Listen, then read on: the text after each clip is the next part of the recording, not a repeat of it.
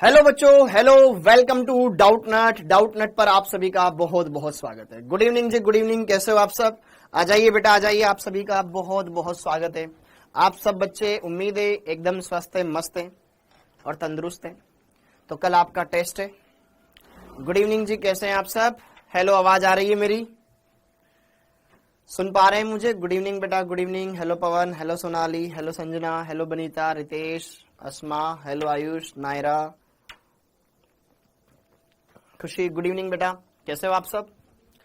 आकाश, आयुष, जय हिंद बेटा, जय हिंद। पूजा, सचिन, कंजेश, गुड इवनिंग बेटा। रोहित, प्रतीक, शुभम, अमृता जी, गुड इवनिंग बेटा। Hello Khushi, hello Anshul, hello Ilima Naaz, good evening बेटा, गुड इवनिंग। हेलो जी, hello Beauty Roy, hello Poonam. आशा करता हूं आप सभी अपने घरों पर एकदम स्वस्थ हैं, मस्त हैं, बढ़िया से अच्छे से सारी बातें एकदम क्लियर कर पा रहे हैं बेटा। गुड इवनिंग जी, गुड इवनिंग बेटा। हेलो हेलो हेलो हेलो कशिश पाटीदार, वेरी गुड, बहुत बढ़िया। तो उम्मीद है आप सब एकदम बढ़िया हैं, एकदम स्वस्थ हैं, एकदम मस्त है। तो आज बेटा हम स्टार्ट करने जा रहे हैं हमारी क्लास 12th का यहाँ पर पहला चैप्टर ऑर्गेनिक का। ठीक है, हेलो एल्केन और, ठीक है, हाँ जी, आपका पहला चैप्टर यहाँ पर क्लास 12th ऑर्गेनिक का। ठीक है, ऑर्गेनिक का पहला चैप्टर, ऑर्गेनिक का पहला चैप्टर हेलो एल्केन तथा हेलो एरीन्स। हेलो एल्केन तथा हेलो एरीन्स एकदम बढ़िया चैप्टर है, बेसिक चैप्टर है। नीट में इससे क्वेश्चंस आते हैं, डायरेक्ट नहीं आते, इनडायरेक्टली SN1 SN2 के थ्रू या फिर कोई नॉर्मल GOC वाला क्वेश्चन आ जाएगा, कार्बोनाइन बना के दे देगा, कैसे भी दे देगा। ठीक है, लेकिन इसमें चैप्टर का बहुत ज्यादा इंपॉर्टेंट रोल है। ठीक है, इंपॉर्टेंट चैप्टर है बेटा। ओके, बढ़िया से अच्छे सारी बातें क्लियर करते रहेंगे, सारी बातों को बढ़िया से बढ़िया बताते रहेंगे। और जो मुझे एक्स्ट्रा बताना होगा, सुनो, इस चैप्टर में हम सब कुछ पढ़ेंगे, लेकिन कुछ चीजें मुझे आगे की तुम्हें बतानी हो, आगे की बतानी हो, तो इस पेड बैच में तुम्हें बता नहीं पाऊंगा, लेकिन YouTube पर तुम्हारे लिए मैं कुछ छोटे छोटे टॉपिक्स जो इनसे रिलेटेड रहेंगे मैं YouTube पे करवाता रहूंगा। ठीक है, ताकि आप इधर का चीज और आसानी से समझ सकें। ठीक है, तो गुड इवनिंग बेटा, गुड इवनिंग। प्रैक्टिस क्वेश्चन भी हम करने वाले, दोनों काम करने वाले बेटा। प्रैक्टिस क्वेश्चन भी करेंगे, स्टार्टिंग के 45 मिनट पढ़ लेंगे, फिर 45 मिनट क्वेश्चन प्रैक्टिस कर लेंगे। ठीक है, ठीक है, ओके। तो बढ़िया से आप सारी बातें ढंग से करेंगे, हर एक बात को अच्छे से क्लियर करेंगे। और हाँ, मंडे से आपकी क्लासेस की टाइमिंग चेंज हो रही है बेटा, ये भी मैं आपको बता दूं। वैसे तो आपको बाकी टीचर ने बता ही दिया होगा, मंडे को आपकी क्लासेस का टाइमिंग चेंज हो रहा है। ठीक है, मंडे को आपकी क्लासेस का टाइमिंग चेंज हो रहा है, 2 बजे से आपकी क्लासेस स्टार्ट हो रही है। ठीक है, 2 PM से आपकी क्लासेस स्टार्ट हो रही है, 2 PM से आपकी क्लास हो रही है बेटा। ठीक है, ओके, हाँ जी, हाँ, तो इस बात का ध्यान रखना है। बाकी सर ने बता ही दिया होगा आपको टाइमिंग कि कब कब कौन सी क्लास है, कब कब किसकी क्लास है, सारी बातें आपको पार्ट सर ने बता दी होगी। पहली क्लास पार्ट सर की है तुम्हारे, ठीक है, दूसरी क्लास मेरी है, और अगली क्लास आपके, ठीक है, बायोलॉजी, केमिस्ट्री, फिजिक्स, BCP। ठीक है, 2 बजे से क्लास है तुम्हारी, काम की बात तो ये। ठीक है, सब डेढ़ घंटे की क्लासेस रहेगी, तो उस हिसाब से तुम बाकी इस तरीके से कर लेना। 2 पर सबसे पहले बायोलॉजी, फिर केमिस्ट्री, देन फिजिक्स होगी बेटा। ओके, अब चलो आगे बढ़ते हैं, इस टॉपिक पर आते हैं। इस टॉपिक में हमें क्या क्या पढ़ना है, इस चैप्टर में क्या पढ़ना है। तो बेटा सबसे पहले तो मैं बता देता हूं इस चैप्टर में क्या क्या हम करने वाले हैं। हेलो एल्केन और हेलो एरीन्स, इन दोनों के बारे में ही हम बात करेंगे। हेलो एल्केन मतलब यहां पे हेलोजन एल्केन से जुड़ेगा, तो एल्केन में से हाइड्रोजन हटाते हैं तो एल्किल समूह बनता है, एल्किल समूह बनता है R, और उससे जोड़ देंगे हेलोजन, तो एल्किल हेलाइड, एल्किल हेलाइड या हेलो एल्केन इसको बोलते हैं। हेलो एरीन्स, एरीन एरोमेटिक यौगिकों के लिए, जब एरोमेटिक यौगिक में से एक हाइड्रोजन हटा के हेलोजन जोड़ दिया जाए तो एरोमेटिक यौगिकों से हेलोजन जुड़ा होता है, ARX इन्हें कहा जाता है। ठीक है, ओके, एक होता है RX, एक होता है ARX। बढ़िया से पढ़ेंगे, बहुत बढ़िया चैप्टर है, बहुत ही शानदार है, मजा आएगा। लेक्चर नंबर 1 है, बढ़िया से अच्छे से। ओके, हाँ, केमिस्ट्री क्लास बेटा 1.5 घंटे की हो पाएगी, लेकिन मैं और फिजिक्स वाले सर हम टाइम चेंज करते रहेंगे। ठीक है, कभी मैं लंबी खींच लूंगा, कभी वो लंबी खींच लेंगे। ठीक है, ओके, मेरी क्लास बीच वाली रहेगी बेटा। ठीक है। अरे ऑर्गेनिक केमिस्ट्री का है भाई, क्लास 12th में ऑर्गेनिक केमिस्ट्री का है बेटा ये। ओके, किस कॉपी में लिखना है बेटा? ऑर्गेनिक वाली में लिखना है। अब जो भी आपको काम करना है लगभग 4-5 चैप्टर तक पूरा ऑर्गेनिक में करना है। ऑर्गेनिक की कॉपी में लिखना है सबको।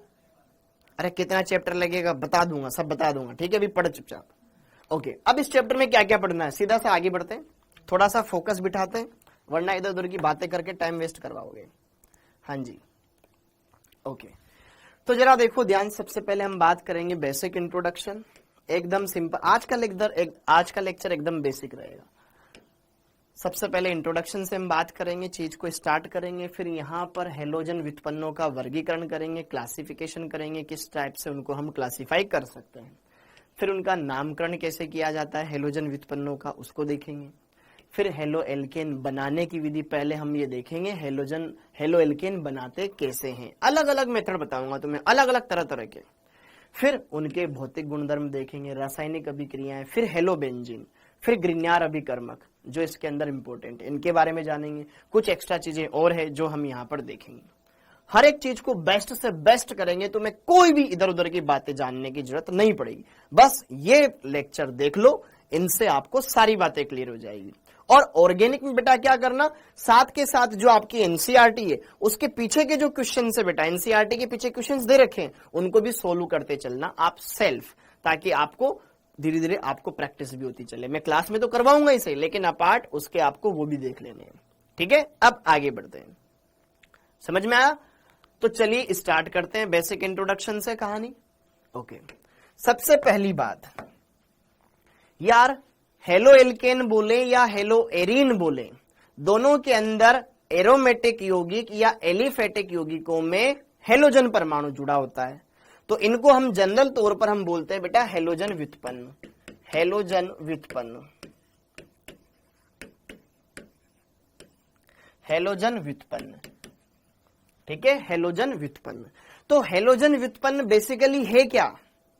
एलिफेटिक या एरोमेटिक हाइड्रोकार्बन में जब हाइड्रोजन एटम का प्रतिस्थापन हेलोजन परमाणु द्वारा कर दिया जाए तो प्राप्त यौगिक ही हेलोजन व्युत्पन्न कहलाता है। एकदम बेसिक सा है, ठीक है। यहां पर डेफिनेशन अगर हम देखें तो एलिफेटिक अथवा एरोमेटिक हाइड्रोकार्बनों में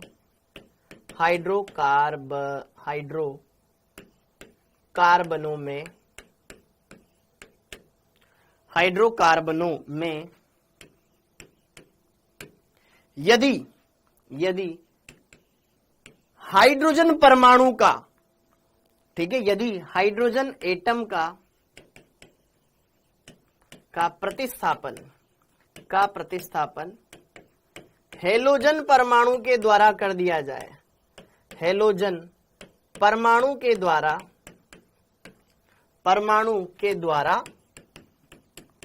कर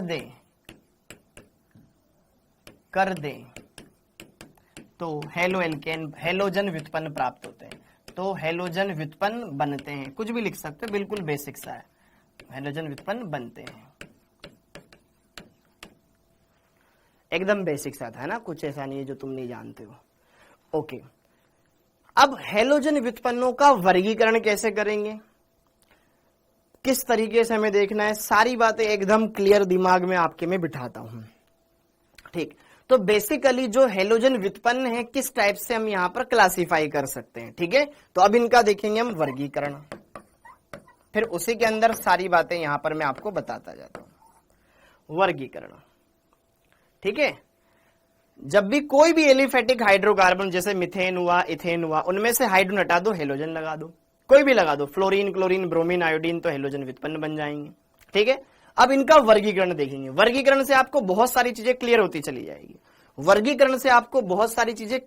जाएगी, जिन्होंने पहले से पढ़ा हुआ है तो वो संयम रखें, जिन्होंने नहीं पढ़ा हुआ है हर एक बात को समझते हुए आगे बढ़े, ठीक है, बिल्कुल बेसिक से पढ़ाऊंगा, ठीक। ओके, अब वर्गीकरण करें तो हेलोजन व्युत्पन्नों को बेटा अलग अलग तरीके से यहां पर हम वर्गीकृत कर सकते हैं। देखो यहां पर ध्यान से, तो अगर मैं बात करूं यहां पर हेलोजन व्युत्पन्न,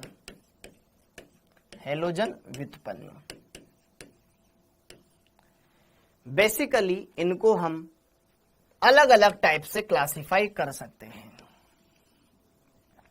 देखो ध्यान से, यदि आप एल्केन में से हाइड्रोजन हटाएं, एल्केन में से हाइड्रोजन हटाएं और हेलोजन जोड़ें तो उससे बनता है तुम्हारा alkyl halide, alkyl halide, alkyl halide, alkyl halide. Short में इसको RX से दर्शाते हैं, यही है हमारा हेलो एल्केन।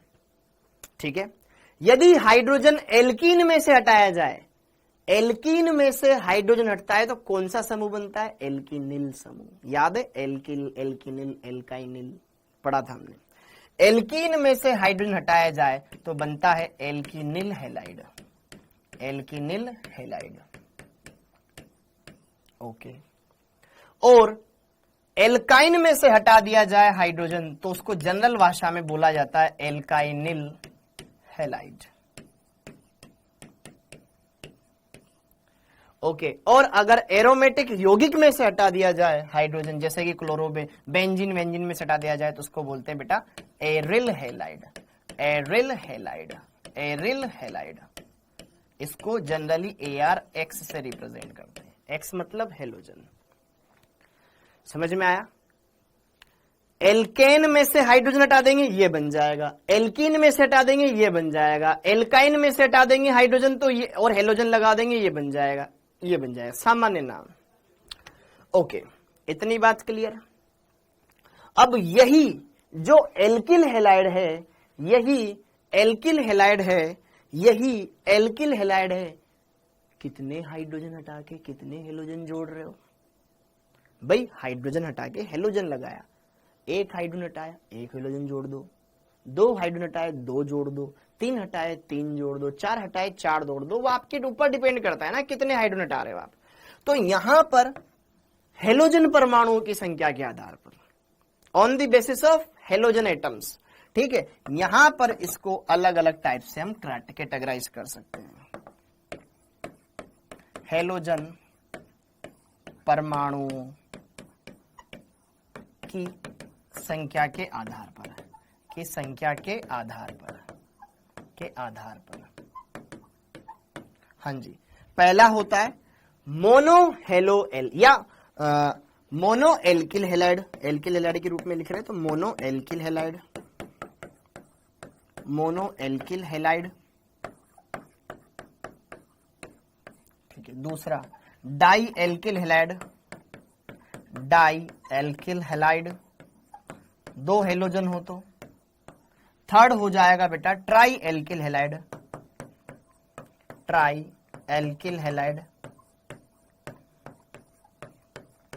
और फोर्थ हो जाएगा पॉली एल्किल हैलाइड। ठीक है, ये इतना इंपॉर्टेंट नहीं है, बस हाँ जान लो इन शब्दों को, poly alkyl halide.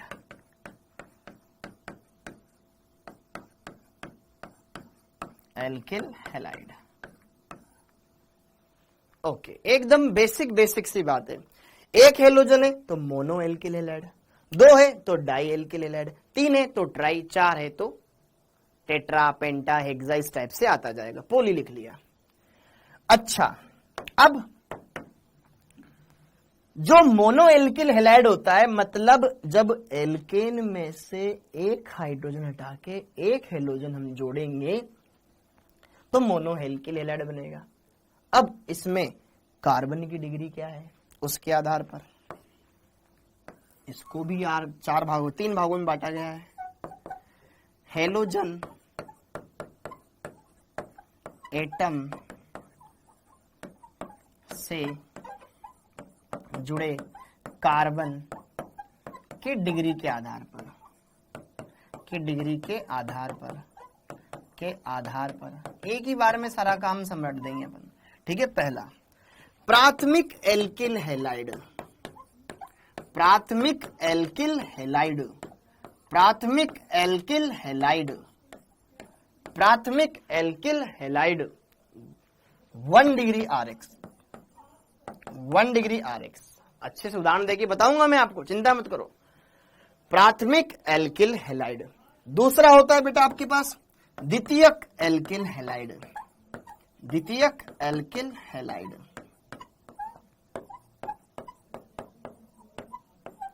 2 degree alkyl halide RX, और एक होता है आपके पास 3 डिग्री एल्किल हैलाइड, तृतीयक एल्किल हैलाइड, तृतीयक alkyl halide 3 degree RX। Got it, got it. एकदम सिंपल सा है यार। जो हेलोजन डेरिवेटिव्स होते हैं, हेलोजन व्युत्पन्न होते हैं, आप हाइड्रोकार्बन में से हाइड्रोजन हटा के हेलोजन लगा लगा के बनाते हो, ठीक है। अगर एल्केन में से हटाएंगे तो ये बन जाएंगे एल्किल हैलाइड, एल्केन में से हाइड्रोजन हटाते हैं एल्किल बनता है, एल्कीन में से हटाते हैं तो एल्किनिल बनता है, एल्काइन में से हाइड्रोजन हटाते हैं तो एल्काइनिल बनता है, और जब एरोमेटिक यौगिकों में से हाइड्रोजन हटाएंगे तो एरिल समूह बन जाएगा, जैसे फेनिल समूह, ठीक है। ओके, उससे हेलोजन जोड़ दो तो एल्किल हैलाइड सामान्य नाम है, alkyl halide, alkynyl halide, alkynyl halide, aryl halide. ये और ये हमारे मेन इंपोर्टेंट है जो हमें इस चैप्टर में देखने हैं, ठीक है। इसी एल्किल हैलाइड को हेलो एल्केन भी कहते हैं। यही है हमारा हेलो एल्केन IUPAC के अनुसार। और एरिल हैलाइड को हेलो एरीन भी कहा जाता है। इसी को क्या कहा जाता है? हेलो एरीन भी कहा जाता है IUPAC के अनुसार। आगे हेलोजन लिख दो और पीछे एरोमेटिक यौगिक का नाम लिख दो, हेलो बेंजीन, ठीक है, इस टाइप से, क्लोरोबेंजीन, ब्रोमोबेंजीन, आयोडोबेंजीन, इस टाइप से। एकदम सिंपल है। हेलोजन कितने जुड़े हुए हैं? उनकी संख्या के आधार पर। एक हेलोजन है मोनो एल्किल हैलाइड, 2 है डाई एल्किल हैलाइड, 3 है ट्राई एल्किल हैलाइड। बेसिक से सिंपल सी बात है। क्या इतनी बात समझ में आई? क्या इतनी बात समझ में आई? क्या समझ में आई? मोनो एल्किल हैलाइड को देखो, एल्किल हैलाइड बोलो या हेलो एल्केन बोलो, बात एक ही है। तो हेलोजन परमाणु के आधार पर मोनो एल्किल हैलाइड भी बोल सकते हो, मोनो हेलो एल्केन भी बोल सकते हो, di halo alkane, tri halo alkane, poly halo alkane भी बोल सकते हो। Mono alkyl halide, di alkyl halide, tri alkyl halide, poly alkyl halide भी इनको बोल सकते हो, कोई फर्क नहीं पड़ता, एकदम सिंपल सा है। हेलोजन एटम से जुड़ा हुआ कार्बन की डिग्री हमने स्टार्टिंग में देखा था। जीओ देखो, आपका बेसिक नॉलेज कितना काम आ रहा है। मुझे बिल्कुल भी ज्यादा जोर नहीं लगाना पड़ रहा कि यार हेलोजन परमाणु जुड़ा हुआ है, कार्बन की डिग्री देख लो, 1 डिग्री, 2 डिग्री, 3 डिग्री। तो 1 डिग्री एल्काइल हैलाइड, 2 डिग्री और 3 डिग्री एल्काइल हैलाइड है। एकदम सिंपल सा है, पुराना ज्ञान है, कुछ भी नया नहीं है, सब कुछ पुराने ज्ञान पर आधारित दिमाग यहां पर लगाना है। क्या मेरी बात समझ में आ रही बेटा? कमेंट बॉक्स एकदम बढ़िया से शानदार तरीके से चलने दो, मस्त तरीके से। कोई इशू है? मुझे नहीं लगता कि कोई इशू आपको होना चाहिए, एकदम बेसिक सी बात है, ठीक। अब सर हमको कुछ और चीजें ढंग से थोड़ा सा और अच्छे से एलोबरेट करो। देखो, हाँ जी, अब एक बार मैं यहां पर, जैसे कि ये एल्किल हैलाइड कैसे बना, इसको थोड़ा सा मैं यहां पर बता देता हूं। जैसे कोई भी एल्केन है, उसको तो बताने की जरूरत नहीं, एल्केन से हाइड्रोजन हटाया, ये तुम्हारे कोई काम नहीं आएगा, कोई काम नहीं आएगा, ठीक है। यहां पर तुम्हारे जैसे कि ये प्राथमिक एल्किल हैलाइड, द्वितीयक एल्किल हैलाइड, तृतीयक एल्किल हैलाइड, इनके उदाहरण बता दो सर, ये तुम्हारे काम आ जाएंगे, ठीक है। ओके, मोनो, डाई, ट्राई, इसमें से ये डाई वाला मैं बताऊंगा आपको, ठीक है। ओके, हाँ जी, तो हमने देखा था, यहां से स्टार्ट करते हैं, हेलोजन परमाणुओं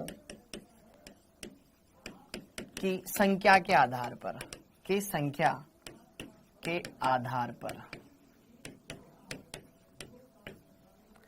हमने देखा था बेटा, कुछ खास खास चीजें हमें यहां पे देखनी है जो वहां पे टेबल में नहीं बताया जा सकता था। हेलोजन परमाणुओं की संख्या के आधार पर सबसे पहले हमने देखा यहां पर mono alkyl halide, mono alkyl halide मतलब एक ही हेलोजन परमाणु उपस्थित हो। ऐसा एल्किल हैलाइड बनाओ जिसमें सिर्फ एक ही हेलोजन परमाणु उपस्थित हो। जैसे कि मैंने CH3 समूह था, CH4 हाइड्रोजन हटा दिया, अब यहां पे हेलोजन जोड़ दिया, एक हेलोजन है। मोनो मतलब एक, डाई होता तो 2, समझने वाली बात, ठीक है। और अगर मैंने यहां पर देखो ध्यान से, यहां पर ये एथिल से एक क्लोरीन लगा दिया, ये सब मोनो के ही तो उदाहरण है। ये सब मोनो के उदाहरण है। यहां पे Br लगा दो, एक ही तो हेलोजन है।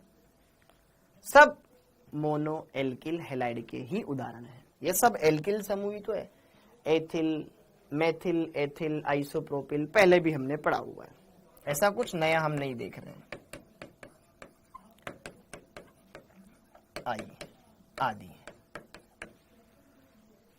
ठीक है, समझ आ रहा है बेटा? क्लियर है क्या माजरा एकदम?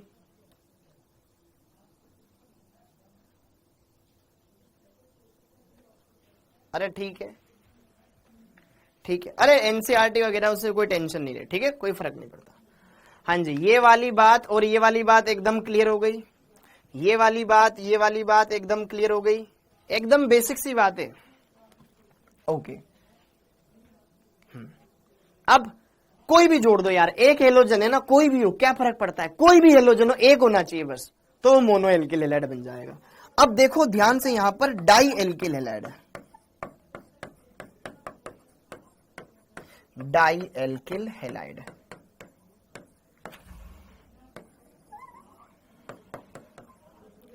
जो डाई एल्किल हैलाइड होता है मतलब दो हेलोजन परमाणु, मतलब आपने क्या किया, हाइड्रोकार्बन में से दो हाइड्रोजन हटा के दो हेलोजन परमाणु चिपका दिए, तो डाई एल्किल हैलाइड बनता है। अब डाई एल्किल हैलाइड भी दो प्रकार का होता है, इसलिए मैंने ये आपको बताया। डाई एल्किल हैलाइड के यहां पर दो टाइप होते हैं बेटा, इसके दो प्रकार होते हैं। एक होता है gem di halide, gem di halide, और एक होता है विस या विसिनल डाई हैलाइड, विसिनल या विसिनल, विस बोल दो या विसिनल डाई हैलाइड बोल दो।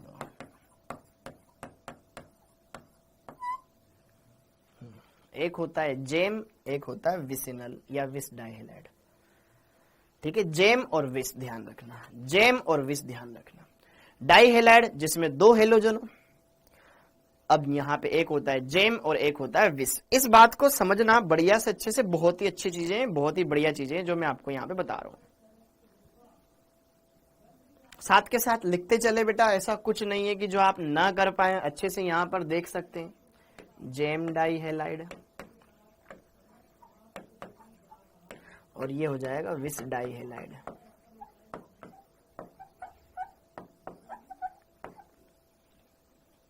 बहुत आसान है ऑर्गेनिक, बहुत आसान, किसी भी जगह कोई भी दिक्कत नहीं आनी चाहिए।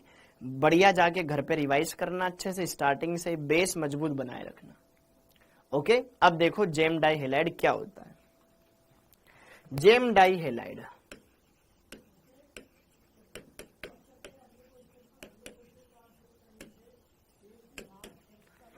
यदि समान हेलोजन परमाणु एक ही कार्बन से अटैच हो, यदि दोनों समान हेलोजन परमाणु एक ही कार्बन से अटैच हो, यदि दोनों समान हेलोजन एटम एक ही कार्बन से अटैच हो, तो वो होता है जेम डाई हैलाइड। एक ही कार्बन पर दो हेलोजन परमाणु, वो जेम के अंदर आ जाएगा। समझ में आया? ओके, और अगला विस,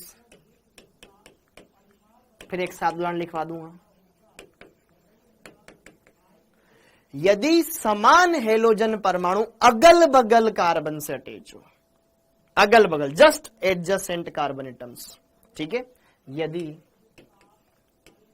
समान, ध्यान रखना दोनों सेम होने चाहिए तभी हम इसको बोलते हैं, ठीक है। यदि समान हेलोजन परमाणु,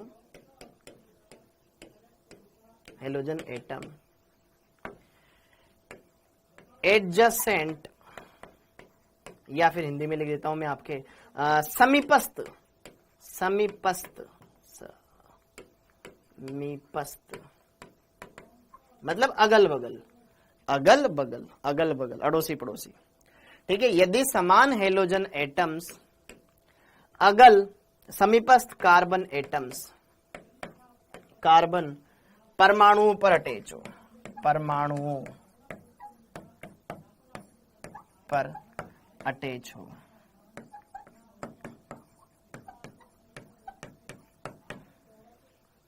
जैसे कि देखो उदाहरण,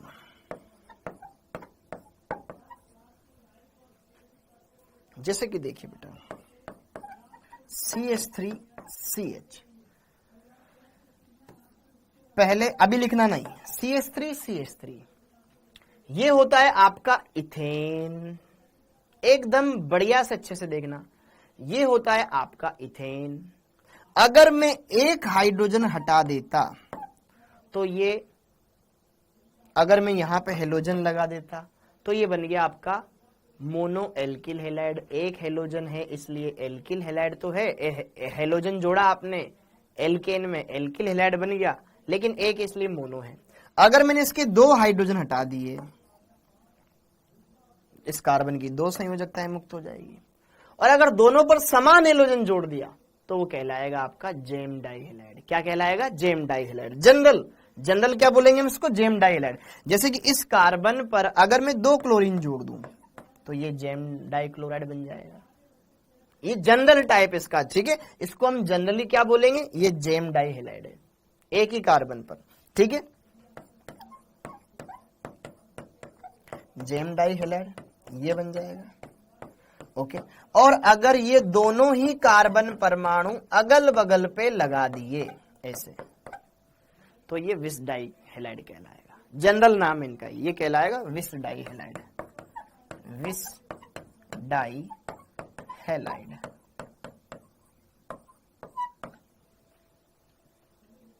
क्या ये बात समझ में आई? दोनों क्लोरीन हो सकते हैं, दोनों ब्रोमीन हो सकते हैं, दोनों आयोडीन हो सकते हैं, कुछ भी हो सकते हैं। अलग अलग है तो नहीं है, दोनों सेम होना चाहिए, समान। समझ में आया? और या तो एक पे ही जुड़ रहे हो तो जेम, अगल बगल पे जुड़ रहे हो तो विस, और अगर बहुत दूर दूर हो फिर कोई वो प्रकार नहीं है, फिर उसको नॉर्मली वो डाइहैलाइड है। बस ये दोनों ध्यान में रखना है, जेम और विस। क्या मेरी बात क्लियर है? क्या मेरी बात क्लियर है? ठीक है, जेम और बाकी वो फिर नॉर्मल रहेगा। अगर 2 हेलोजन है, यहां क्लोरीन है, यहां ब्रोमीन है, वो नॉर्मल डाइहैलाइड है, ठीक है, वो नॉर्मल डाइहैलाइड है, जेम विस नहीं बोलेंगे। जेम विस होने के लिए अगल बगल एक ही कार्बन पे दोनों एटम सेम हो, अगल बगल पे दोनों सेम होना चाहिए, तो ही जेम विस होगा। डन है मामला? ओके, समझ में आया बेटा? अब अगली बात सुनना, CH2CH2 इस समूह को क्या बोलते हैं? हमने उप सहसंयोजक यौगिक पढ़ा था। CH2CH2 इस समूह को क्या बोलते हैं? Ethylene, ethylene diamine, NH2 CH2 CH2 NH2, ethylene सामान्य नाम है इसका, एथिलीन। एथिलीन यह एथिलीन डाइक्लोराइड, ठीक है, इसका सामान्य नाम है बेटा एथिलीन। ये एथिलीन समूह, इसको बोलते हैं एथिलीन। सामान्य नाम लिखा रहा हूं मैं, ये तो प्रकार है कि ये एक विस डाइहैलाइड है, ये है जेम डाइहैलाइड, लेकिन इसका सामान्य नाम IUPAC नामकरण कर सकते हैं, लेकिन सामान्य नाम एथिलीन डाइक्लोराइड, या इसको एथिलीन क्लोराइड भी आप बोल सकते हो, एथिलीन क्लोराइड भी बोल सकते हो, एथिलीन क्लोराइड भी बोल सकते हो, क्योंकि एथिलीन का मतलब इधर भी संयोजकता मुक्त, उधर भी संयोजकता मुक्त, क्या जुड़ेगा? क्लोरीन, क्लोरीन जुड़ जाएगा, एथिलीन क्लोराइड इसको बोलते हैं। और इस समूह को जब एल्केन में से एक ही कार्बन की 2 संयोजकता मुक्त हो जाए, अभी मैं लिखवा दूंगा, जब एल्केन में से एक ही कार्बन की 2 संयोजकता मुक्त हो जाए, इसको बोलते हैं एल्किलिडीन। 2 कार्बन का है एथिलिडीन, एथिलिडीन क्लोराइड।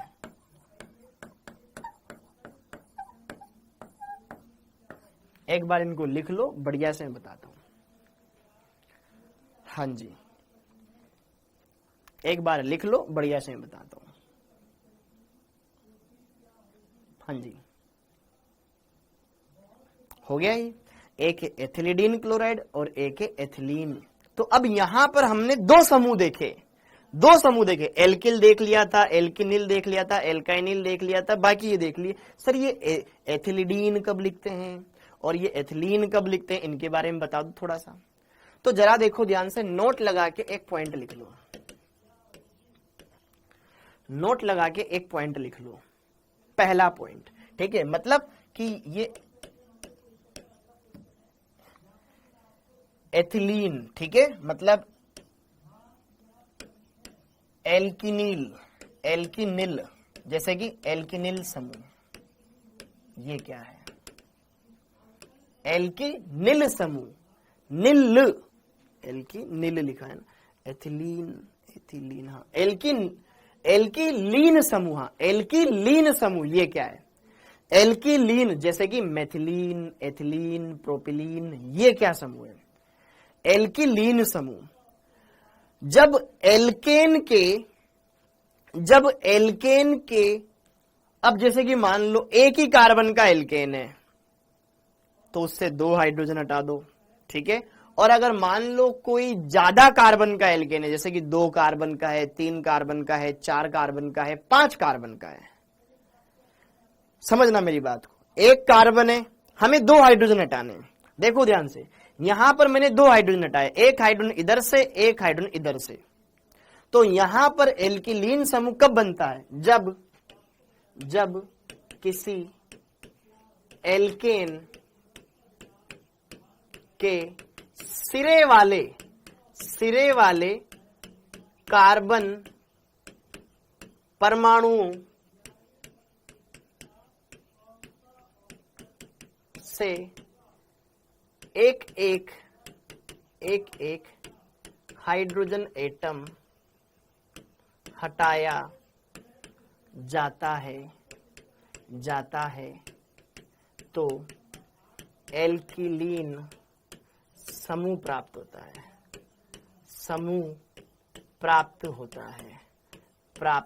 होता है।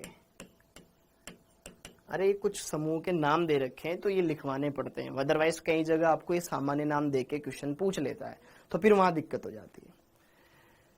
एल्किलीन समूह ये कब बनता है, जब किसी एल्केन, ध्यान रखना, एल्केन के सिरे वाले, मतलब दोनों तरफ, इधर वाला, इधर टर्मिनल कार्बन, इधर वाला या इधर वाला, ये सिरे वाले, ठीक है। तो वो है आपके पास यहां पर सिरे वाले टर्मिनल कार्बन एटम। जैसे कि देखिए उदाहरण, जैसे कि CH4 मीथेन है, CH4 मीथेन है। अब मीथेन में तो एक ही कार्बन है, तो अगर मीथेन में से मैं 2 हाइड्रोजन हटा दूंगा, मीथेन में से 2 हाइड्रोजन हटा दूंगा तो ये समूह बन जाएगा बेटा, ये समूह बन जाएगा, ये समूह बन जाएगा। इस समूह को बोलेंगे मेथिलीन। बहुत सी जगह आप देखोगे सामान्य नाम इसका मेथिलीन, ओके। और अगर मैं बात करूं यहां पर इथेन,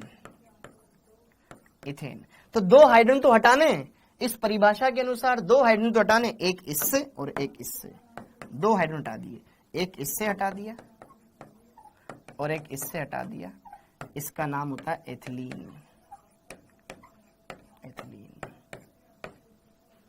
ठीक है। इनके नाम लिख लो बस, ये मेथिलीन समूह होता है CH2, ठीक है, और CH2 2 CH2 है, इधर भी इस वाले कार्बन की वैलेंसी फ्री, इधर भी फ्री, ये है आपका एथिलीन समूह।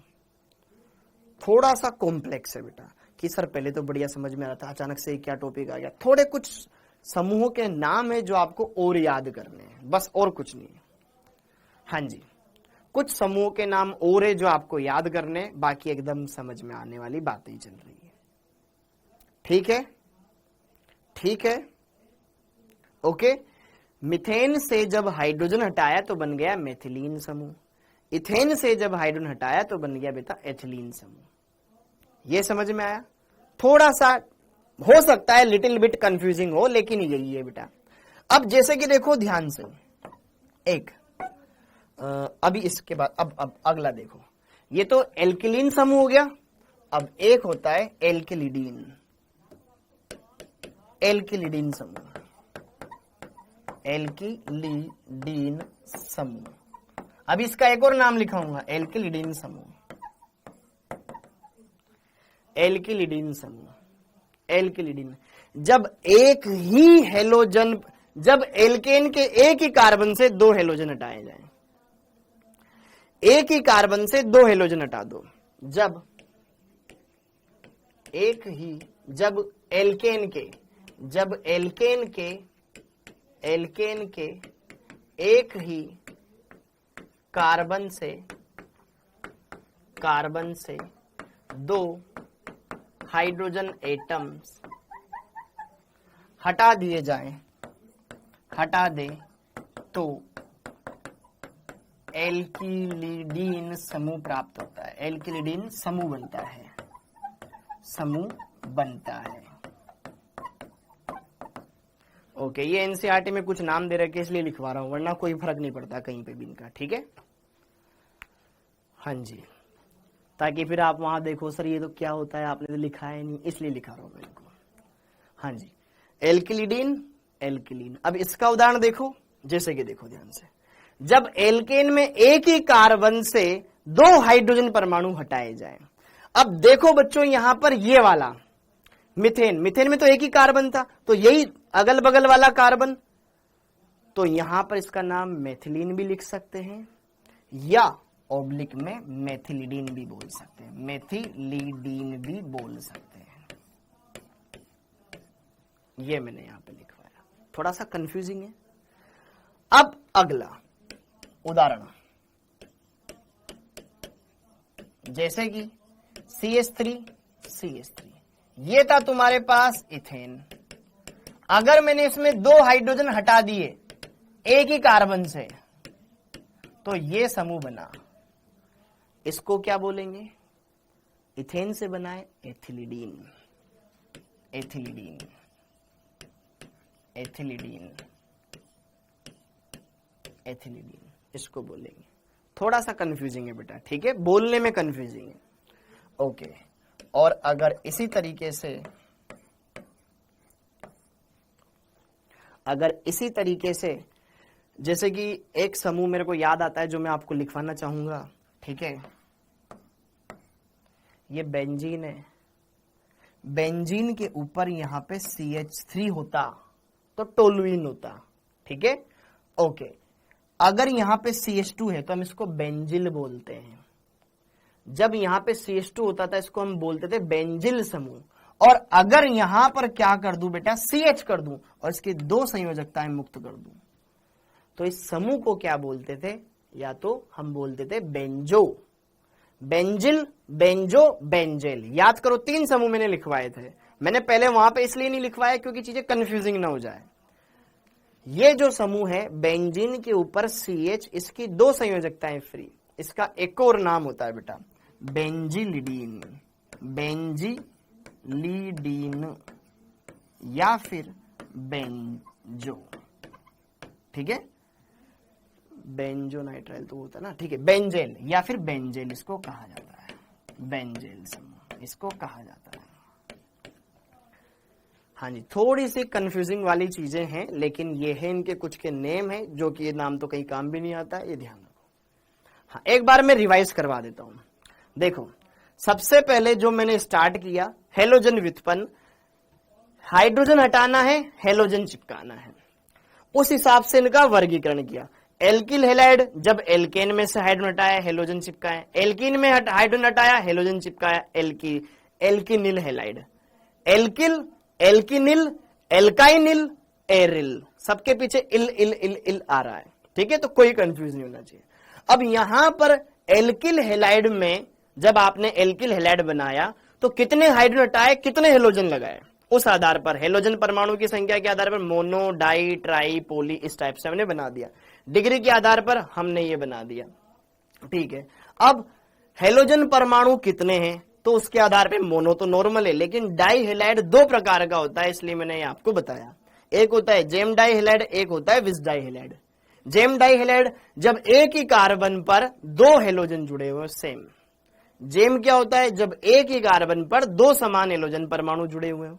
विस क्या होता है बेटा? जब अगल बगल वाले कार्बन एटम पर दो समान हेलोजन परमाणु जुड़े हुए हो। जैसे कि देखो ध्यान से, एक ही कार्बन पर 2 हेलोजन है, ये जेम डाई हैलाइड का उदाहरण है। ये अगल बगल वाले पर सेम है, तो ये विस डाई हैलाइड का उदाहरण है। अब यहां पर इस समूह का सामान्य नाम एनसीईआरटी में दे रखा है बेटा एथिलीडीन। अब तुम में से बहुत सारे बच्चे एनसीईआरटी देखते हैं, अब वहां पे ये एथिलीडीन शब्द सुनोगे, ये तो हमने पढ़ा ही नहीं, तो फिर मैंने आपको यहां पर इसके बारे में लिखवाया। और ये वाला जो समूह CH2CH2, ये तो हमने पढ़ रखा था, एथिलीन। एथिलीन समूह इसको बोलते हैं ना, हमने पढ़ा हुआ था। तो इसके लिए मैंने यहां पर इनको एक बार बता दिया, एल्किनिल समूह, एल्किनील समूह, ठीक है, हाँ, लीन समूह, एल्किलीन समूह और एल्किलिडीन समूह, ये क्या होता है, ठीक है। तो एल्किलीन समूह क्या होता है, जब हम कोई भी एल्केन है उसके सिरे वाले कार्बन से हाइड्रोजन परमाणु हटा दें, एक इधर से हटा दो, एक इधर से हटा दो, तो वो बन जाएगा आपका एल्किलीन समूह, ठीक है। जैसे कि मिथेन से हटाया, मेथिलीन समूह, एक ही कार्बन है, इधर से गिनो या इधर से गिनो, ठीक है। इथेन से हटाओ, उधर वाला पहला, इधर वाला ये, तो ये कहलाएगा आपका एथिलीन समूह, ठीक है। ये मेथिलीन, ये एथिलीन, डन, ओके। फिर एल्किलिडीन समूह, ये क्या होता है, जब एल्केन के एक ही कार्बन से 2 हाइड्रोजन हटाएं तो जो समूह बनेगा उसको क्या बोलते हैं, एल्किलिडीन बोलते हैं। इन्होंने ये बोला, तो उसके हिसाब से मैंने परिभाषा लिखवाई। जैसे कि देखो ध्यान से, ये है मिथेन, मिथेन में तो एक ही कार्बन है, तो मिथेन का जब एक कार्बन से हाइड्रोजन हटाएं तो उसको मेथिलिडीन भी बोल सकते हैं या मेथिलीन भी बोल सकते हैं, ये मैंने आपको लिखवाया, ओके। फिर इथेन, इथेन का एक ही कार्बन से अगर मैं 2 हाइड्रोजन हटा दूंगा तो ये समूह बनेगा जो कि यहां उपस्थित है, देखो, इसको बोला हमने एथिलीडीन, ठीक है, ओके। और ये जो समूह है, अब बेंजीन के ऊपर CH, ठीक है, बेंजीन के ऊपर CH है, और यहां पर इसको जो बोला जाता है, इसको बोला जाता है बेंजिलिडीन। अब ये क्यों, क्योंकि एक जगह आपको एक कंपाउंड देखने को मिलेगा, इस वजह से बेंजिलिडीन या बेंजेल इसको बोलते हैं। जैसे कि देखो एक उदाहरण है,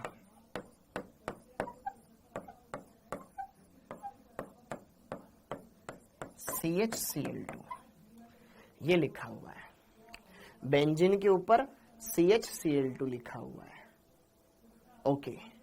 तो इस कंपाउंड का सामान्य नाम क्या हो गया, बेंजीन के ऊपर CH है, उसकी 2 संयोजकता मुक्त है, ऐसे है ही बताइए, ऐसे। तो ये क्या है, बेंजिलिडीन समूह, उस पे जुड़ रहा है क्लोरीन, तो बेंजिलिडीन एल्किल समूह हो गया, हैलाइड कौन सा है यहाँ पे, क्लोराइड, तो इसका नाम हो जाता है benzylidene chloride, benzylidene chloride, benzylidene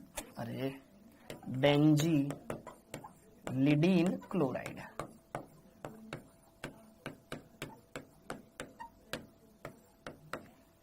benzylidene chloride. तो फिर उस टाइम पर आपको ये दिक्कत नहीं आएगी यार बेंजिलिडीन कहां से आया, इसलिए लिखवाया। बाकी अदरवाइज इनका कहीं कोई रोल नहीं आएगा, ये मैं पूरी केमिस्ट्री में आपको बताऊंगा, कहीं पे कोई रोल नहीं आएगा। लेकिन हाँ, अब आपको पता होना चाहिए कि एथिलीडीन समूह इसको बोलते हैं, एथिलीडीन इसको बोलते हैं, और एथिलीन समूह इसको बोलते हैं। मेथिलीन बोलो या मेथिलीडीन बोलो, बात एक ही है। ये बातें पता चल गई, बेसिक बातें पता चल गई, बेसिक बातें पता चल गई, ठीक है, क्लियर है मामला।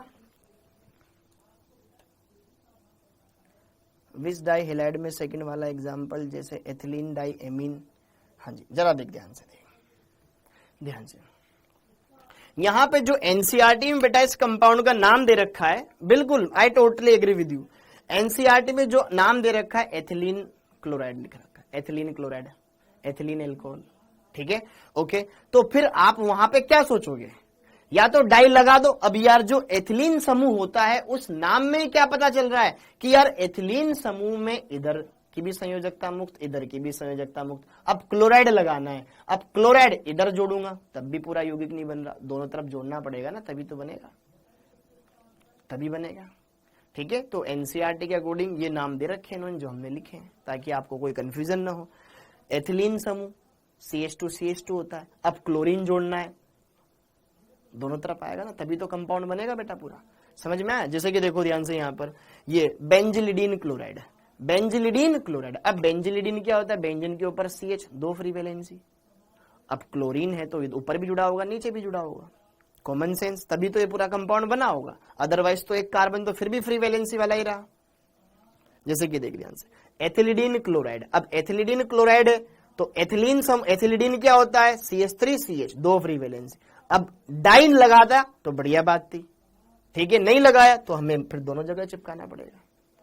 समझ में आया, क्लियर है? तो जो जानकारी दे रखी है वो उस हिसाब से मैंने यहां पे नाम लिखा है। क्लियर? Okay, done. ये हमने देखा, यहां पर हमने ये देखा कि भाई एल्किल हैलाइड क्या होता है, डाई हैलाइड क्या होता है, डाई हैलाइड्स में कुछ सामान्य नाम थे वो मैंने आपको बताया। अब एक और काम की बात, कि यार जो ये हेलो एल्केन होते हैं, स्पेशली एल्किल हैलाइड के बारे में अगर हम बात करें या किसी के बारे में बात करें, जिस कार्बन से हेलोजन जुड़ा हुआ है, इस कार्बन का संकरण क्या है, ये हेलोजन है, इधर कार्बन है, इस कार्बन का संकरण क्या है, उसके आधार पे भी इनको वर्गीकृत किया गया है। एनसीईआरटी में आप देखते हो तो आप बोलोगे तो फिर मैं यहाँ बताऊंगा उनको, ठीक। तो अब जरा देखो ध्यान से, हेलोजन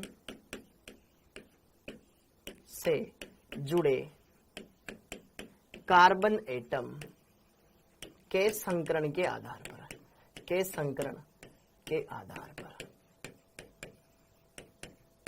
पर वर्गीकरण,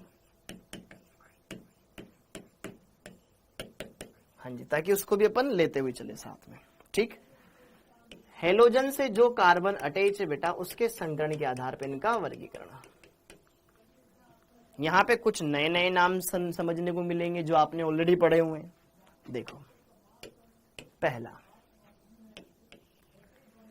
जिस कार्बन से आपका हेलोजन जुड़ा हुआ है, ये कार्बन sp3 हो, sp3 कार्बन से हेलोजन जुड़ा हुआ है, sp3 कार्बन युक्त हेलोजन युक्त यौगिक, इसके अंदर कौन कौन से आ सकते हैं? इसके अंदर पहला यौगिक आता है बेटा एल्किल हैलाइड, जो हमने पढ़ा हुआ है।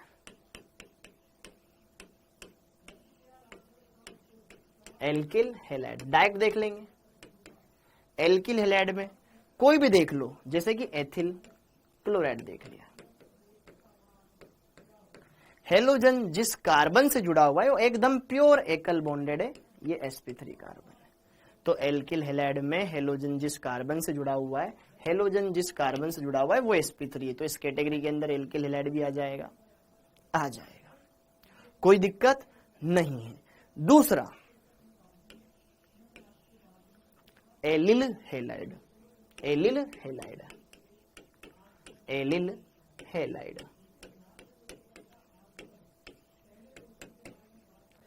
अब एलिल समूह आपने पढ़ा है, एलिल समूह क्या होता है? प्रोपीन में से हाइड्रोजन हटा दो, एलिल समूह यही होता है, CH2 डबल बॉन्ड CH2, ये होता है बेटा एलिल समूह। इन समूहों को लिख करके याद कर लेना। क्या बोल रहा हूं मैं? जितने भी जो समूह हैं इनको लिख करके याद करोगे तो ही याद होगा बेटा, क्योंकि ये बाद में आपको ABCD के जैसे लगेगा, ठीक है यार, यहाँ पे CH2 था या क्या था, जब तक लिख करके याद नहीं करोगे नहीं होगा। बाकी पूरी ऑर्गेनिक आसान है, बस ये सिंपल कुछ नेम है जो आपको कंफ्यूज करेंगे, सर मेरे को सामान्य नाम याद नहीं हो रहे, तो इनको लिख करके, प्लीज लिख करके इनको याद कर लेना, कोई कंफ्यूजन ही ना रहे। हाँ जी, ये है आपके पास एल्किल समूह, सॉरी एलिल समूह। अब इस एलिल समूह में यहां पे कोई भी हेलोजन जोड़ दो, मैंने ब्रोमीन जोड़ दिया, क्या फर्क पड़ता है? हेलोजन जिस कार्बन से जुड़ा हुआ है ये तो सिंगल बॉन्डेड है ना, इधर सिंगल बॉन्ड, 2 हाइड्रोजन, इसका संकरण भी क्या है? sp3 है, ये भी इसी कैटेगरी के अंदर आएगा। एक थर्ड होता है बेंजिल, एलिल हो गया, बेंजिलिक हैलाइड,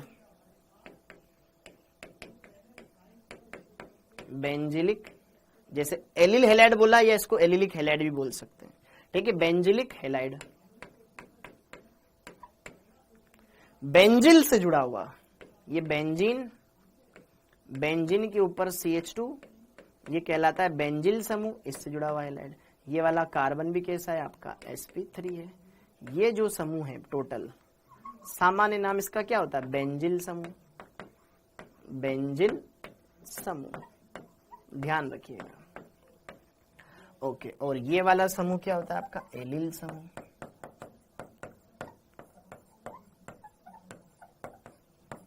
तो ये तीनों ऐसे हेलोजन उत्पाद है, तीनों ऐसे हेलोजन उत्पाद है बेटा जिसमें हेलोजन जिस कार्बन से जुड़ा हुआ है वो सिंगल बॉन्डेड है। यहां पर भी है, यहां पर भी है, यहां पर भी है। ये बेंजीन के ऊपर CH2 है, वो सिंगल बॉन्डेड है, चारों के चारों सिग्मा बंध बना रहा है, sp3 संकरण है। यहाँ पे भी sp3 संकरण है, यहाँ पे भी sp3 संकरण है। ठीक है, तो ये चीज आपकी एनसीईआरटी में दे रखी थी जो यहां सामने आ गई। अब sp2 कार्बन से अगर हेलोजन जुड़ा हुआ हो उनके क्या क्या टाइप है वो भी देख लो। ये हो गया एकदम सिंपल है। ठीक है, एक बार रिवाइज करोगे सब रिवाइज हो जाएगा एक झटके में। ठीक, अब आगे बढ़ते हैं। हाँ जी, दूसरा कि यार कार्बन जिससे हेलोजन जुड़ा हुआ है, ये कार्बन अगर sp2 हो तो sp2 कार्बन X युक्त यौगिक है।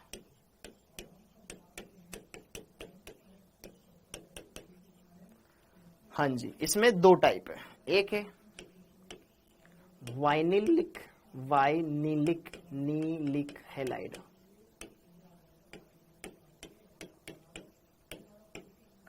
वाइनिलिक हैलाइड, वाइनिल समूह क्या होता है? CH2 डबल बॉन्ड CH, ये समूह क्या कहलाता है? वाइनिल समूह कहलाता है। अब यहां पे कोई भी हेलोजन जोड़ दो, क्लोरीन, ब्रोमीन, आयोडीन, फ्लोरीन, कोई भी जोड़ दो, जैसे कि मैंने यहां पे जोड़ दिया, Br जोड़ दिया, तो ये जो कार्बन है बेटा, क्या ये sp2 है? Double bonded carbon. ये समूह क्या कहलाता है? वाइनिल समूह।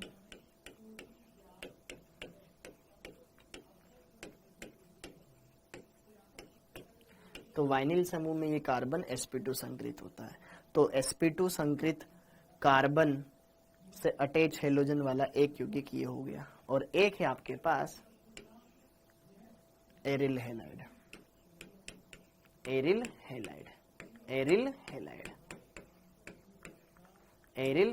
जैसे कि बेंजीन के ऊपर जुड़ा हुआ है हेलोजन, यह है एरिल हैलाइड।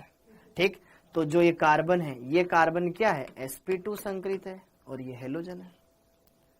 तो ये कुछ बेसिक बातें थी जो मैंने यहां पर आपको बताई।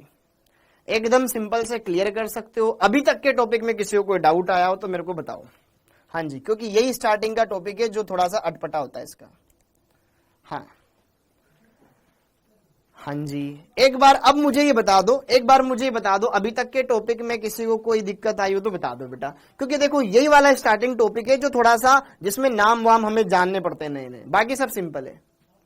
कोई भी टॉपिक ऐसा हो जो आपको नहीं आया हो, दिक्कत में कोई समझ में नहीं आया हो, बता सकते हो बेटा। कार्बन पे डबल बॉन्ड लगा दो सर, sp2 होगा। कौन सा वाला? ये sp2 है ना बेटा? हाँ ठीक है, डबल बॉन्ड लगा दो, sp2 हो जाएगा।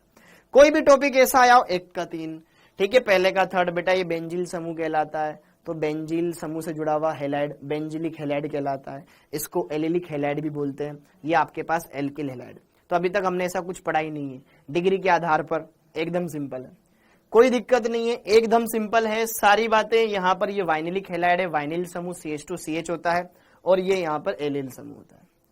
ठीक है, ठीक है। अब क्वेश्चन डिस्कस कर ले, क्योंकि ये बिल्कुल फर्जी वाली बातें थी जो आप आराम से कर सकते हो। ठीक है, अब क्वेश्चन डिस्कस कर ले, डन। अब क्वेश्चंस पर आते हैं। हाँ जी, ओके, अब क्वेश्चंस पर आते हैं। हाँ, अब क्वेश्चंस पर आते हैं और फटाफट से यहां पर क्वेश्चंस डिस्कस करते हैं। सबसे पहले मैं 1 से लेकर के 50 तक के में कोई क्वेश्चन पूछूंगा। अगर क्वेश्चन नहीं आ रहा है तो बता देना बेटा। 1 से लेकर के 50 तक में कोई भी क्वेश्चन हो जो आपसे नहीं बना हो बता देना। ठीक है, 1 से लेकर के 50 तक के में बेटा किसी को कुछ पूछना है, 1 से लेकर के 50 तक के में किसी को कुछ पूछना है, बता दो। 29 नंबर कृष्ण कुशवाहा, 1 बाय 1 पूछेंगे। 29 नंबर किशन कुशवाहा। हाँ जी, 29 नंबर का ये क्वेश्चन बेटा। हाँ, बढ़िया क्वेश्चन है। अब जरा देख ध्यान से रसगुल्ले, यहां पर इस क्वेश्चन में क्या करना था। 1 मिनट 1 बाय 1 रुक जाओ, ठीक है, 1 बाय 1 रुक जाओ। अब जितने का हो पाएगा उतने का मैं बता रहा हूं। यहां पर क्वेश्चन नंबर 29 में दे रखा है कौन सा सबसे ज्यादा अम्लीय है। अब देख अम्लीयता तेरे को निकालनी है। कार्बोक्सिलिक अम्ल दे रखा है। कार्बोक्सिलिक अम्लों के अंदर तेरे को एक बात ध्यान होनी चाहिए, मैंने तेरे को ऑर्थो प्रभाव पढ़ाया था। यह है कार्बोक्सिलिक अम्ल, यह है ऑर्थो कार्बोक्सिलिक अम्ल। क्या यहां पर ऑर्थो इफेक्ट लगेगा? यस। तो ऑर्थो प्रभाव के अकॉर्डिंग क्या होता था? ऑर्थो प्रभाव ये बोलता था कि ऑर्थो प्रतिस्थापित कार्बोक्सिलिक अम्ल कार्बोक्सिलिक अम्ल से भी ज्यादा अम्लीय होता था। तो ये सबसे देख यहां पे भी ये प्लस आई प्रभाव दर्शाने वाला लगा हुआ है, प्लस आई प्रभाव दर्शाने वाला लगा हुआ है, प्लस आई प्रभाव दर्शाने वाला लगा हुआ है। तुझे लगेगा कि ये वाला सबसे ज्यादा अम्लीय होना चाहिए, ठीक है, लेकिन ऑर्थो प्रभाव की वजह से ये हो जाएगा। क्या ये वाला क्लियर हो गया? ठीक है, जिसने पूछा था यहां पे ऑर्थो प्रभाव लगेगा, फिर होगा ये आंसर, ठीक है, ओके। अब आगे, हाँ जी, तो अब जरा देखो ध्यान से। अरे 15, 6, 7 बेटा ये तो पहले ही बता चुका हूं मैं ये क्वेश्चन, ठीक है। 29 के बाद में अब आगे बढ़ते हैं, ठीक है। Question number 39। यार देखो जब मैंने तुम्हें पहले भी करवाया था तब तो तुमने पुराने क्वेश्चन नहीं पूछे बेटा। अगर आप पुराने पे भी जाओगे तो फिर कैसे मैं करवाऊंगा यार सारे के सारे डिस्कस, ठीक है, ओके। रुक जाओ, अब रुक जाओ, पहले नए वाले कर लेते हैं ताकि सारे जो बच्चे हैं उनका फायदा होगा, हाँ जी, वरना तुमने पहले भी नहीं किए। पहले ये नए वाले क्वेश्चन कर लेते, 51 से बढ़ाते हैं, पहले 51 से बढ़ाते हैं ताकि उन बच्चों का फायदा होगा जिन्होंने पहले वो कर लिए थे, तुमने नहीं किए, ठीक है। अब 51 से लेकर के 60 के बीच में, 51 से लेकर 60 के बीच में, ठीक है, 51 से लेकर के 60 के बीच में। 51 वाला किसी को पूछना है भाई? एन के नागर क्या दिक्कत है बेटा? निम्न में से कौन सा सर्वाधिक अम्लीय है? एच निकाल के देख, एच निकाल के देख, जितना ज्यादा स्टेबल हो जाएगा उतना बढ़िया आंसर हो जाएगा। देख ध्यान से, हाँ जी। क्वेश्चन नंबर 51 देखो, इस क्वेश्चन को चाहो तो अपनी नोटबुक में ऐड कर सकते हो बेटा। क्वेश्चन नंबर 51 को चाहो तो आप अपनी नोटबुक में ऐड कर सकते हो, ठीक है, हाँ जी, सभी प्रश्न गिना जाएंगे, ठीक है। क्वेश्चन नंबर 51 को चाहो तो आप अपनी नोटबुक में ऐड कर सकते हो। H+ निकालो और ऋणायन बनाओ, किसका ऋणायन ज्यादा स्टेबल हो रहा है उससे काम चल जाएगा। अब देख ध्यान से बेटा, यहां पर ये 3 सदस्यीय वलय है। अगर तू यहां सामने वाले से, क्योंकि H निकालेगा अनुनाद में भाग जाएगा, इससे देखिए H जुड़ा हुआ है, जैसे ही H+ हटाएगा इस पर आएगा ऋणावेश, और ऋणावेश में डबल सिंगल ऋणावेश 4 पाई इलेक्ट्रॉन एंटी एरोमेटिक हो जाएगा। 4 पाई इलेक्ट्रॉन ये बन जाएगा एंटी एरोमेटिक, तो ऐसा इंटरमीडिएट बनना ही नहीं चाहेगा, ओके। और यहां पे जरा देखो ध्यान से, इन डबल बॉन्ड के संयुग्मन वाला ये जो कार्बन है, यहां से H हटाओगे तो यहां पर आएगा ऋणावेश जो कि डबल 2 पाई 2 पाई 2 पाई, ये हो जाएगा 6 पाई इलेक्ट्रॉन। 6 पाई इलेक्ट्रॉन की वजह से ये बन जाएगा एरोमेटिक, तो ये वाला सबसे ज्यादा अम्लीय है। समझ में आया डॉक्टर शिव?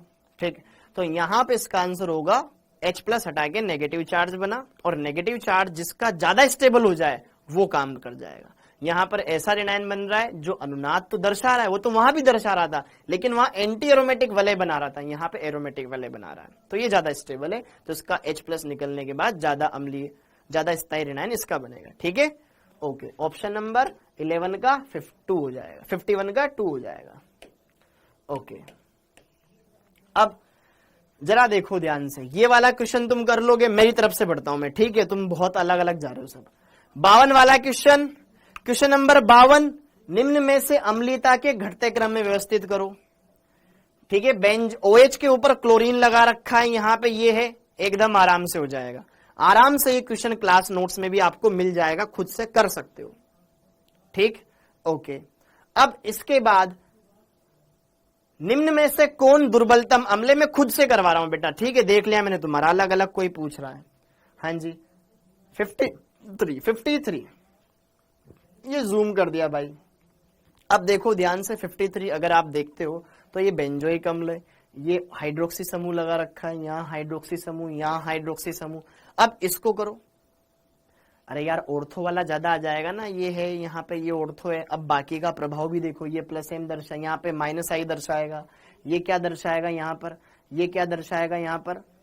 अच्छा सारे देखो, बस आपको H कहां से निकालना है बेटा दीप्ति, उसके लिए मैंने आपको ये बताया तो है, अम्लीय हाइड्रोजन पहचानना। अणु में देखो ना अम्लीय हाइड्रोजन कौन सा है, सबसे पहले यही टास्क मैंने आपको करवाया है। ओके, अरे भी कोई सब्जी मंडी नहीं बनाएगा, मैं खुद अपने हिसाब से करा रहा हूं क्वेश्चन। कोई बच्चा क्या पूछ रहा है, कोई बच्चा क्या पूछ रहा है बेटा, इससे पूरा डिस्टरबेंस हो रहा है, क्लास का डेकोरम खराब हो रहा है, तो मैं अपने हिसाब से 1 बाय 1 सारे क्वेश्चन डिस्कस करवाता जाता हूं। ठीक है, जिससे नहीं बनाओ वो दिमाग लगाना और सोल्व करना। हाँ जी, यहाँ पे ये जो क्वेश्चन दे रखा है इसमें पूछा गया है आपको मोस्ट एसिडिक कौन सा है। तो देखो बेंजीन के ऊपर COOH है, वो तो इसमें भी इसमें भी है। अब बेंजोइक अम्ल और ऑर्थो प्रतिस्थापी बेंजोइक अम्ल में ऑर्थो वाला ज्यादा अम्लीय होता है, ये इतना ध्यान रखना है। ठीक है, ऑर्थो वाला ज्यादा अम्लीय होता है। अब बाकी समूह देख लो पर आप, यहां पर OH समूह है, OH समूह माइनस M+M प्रभाव दर्शाता है माइनस आई से। ठीक है, ओके, मेटा पर क्या दर्शाएगा, मेटा पे तो इलेक्ट्रॉन विड्रॉ करेगा ना, यहां पे माइनस आई प्रभाव दर्शाएगा। ओके, यहां पे क्या दर्शा रहा था, +M प्रभाव दर्शा रहा था। ठीक है, और यहां पर कोई नहीं दर्शा रहा। तो अब जरा देखो ध्यान से, हमने क्या देखा था, एक्चुअल जो ऑर्डर आना चाहिए था भाई, ये तो बेंजोइक अम्ल है, ये ऑर्थो प्रतिस्थापी बेंजोइक अम्ल है, इन दोनों में ज्यादा अम्लीयता इसकी, इन दोनों में ज्यादा अम्लीयता इसकी होगी बेटा। और ये जो कंपाउंड है बेंजोइक अम्ल, और ये है आपके पास मेटा हाइड्रोक्सी वाला, तो यहां तो कोई खींचने वाला ही नहीं है, यहां खींचने वाला है, इससे ज्यादा अम्लीय ये हो जाएगा। तो मुझे लगता है कि आई गेस यार इन दोनों में ना ऑप्शन नंबर 3 होना चाहिए। ऑप्शन क्या दे रखा है बेटा, मुझे आप इसमें बताओगे आंसर क्या दे रखा है, इसका आंसर क्या दे रखा है। हाँ जी, इसका आंसर क्या दे रखा है, इस वाले क्वेश्चन का 3 दे रखा है, मेरे को जहां तक 3 होना चाहिए, डी दे रखा है। एक मिनट,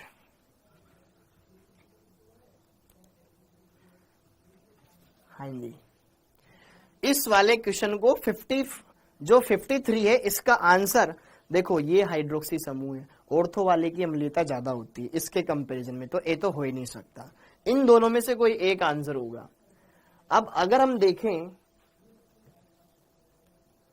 ज्यादा, देखो यहां पे माइनस आई लगा रहा है, इसका एक रीजन ये हो सकता है, 4th वाला अगर आंसर दे रखा है बेटा, ठीक है, ये एक अच्छा क्वेश्चन, इसको नोट्स में अपने ऐड कर लेना, 53 वाले क्वेश्चन को नोट्स में ऐड कर लेना। अच्छे क्वेश्चंस ऐड करोगे तो जब आप रिवीजन करोगे तो आपको अच्छे से क्वेश्चंस दिखेंगे, ताकि आप अच्छे से अपने कॉन्सेप्ट को बिल्ड कर सको। यहां पे जरा देखो ध्यान से, इसके एक अधिक स्थायी होने का रीजन ये है कि यार जब यहां से H+ आयन निकलेगा तो एक ऋणायन बनेगा, ये अनुनाद तो दर्शा रहा है, लेकिन बेटा यहां पर ये जो हाइड्रोजन बॉन्डिंग है उसमें भी पार्टिसिपेट कर सकता है, ये यहां पर इसका रीजन रहेगा, अगर ये 4th वाला दे रखा है तो। ठीक है, यहां पे जो ये 4th वाला जो कंपाउंड दे रखा है, यहां पर जो H+ आयन डोनेट करने के बाद जो ऋणायन बन रहा है वो ज्यादा स्टेबल इस वजह से हो रहा है क्योंकि वो OH समूह के साथ H बॉन्डिंग में पार्टिसिपेट कर सकता है। ठीक है, यहां पर क्या है, ये H बॉन्डिंग,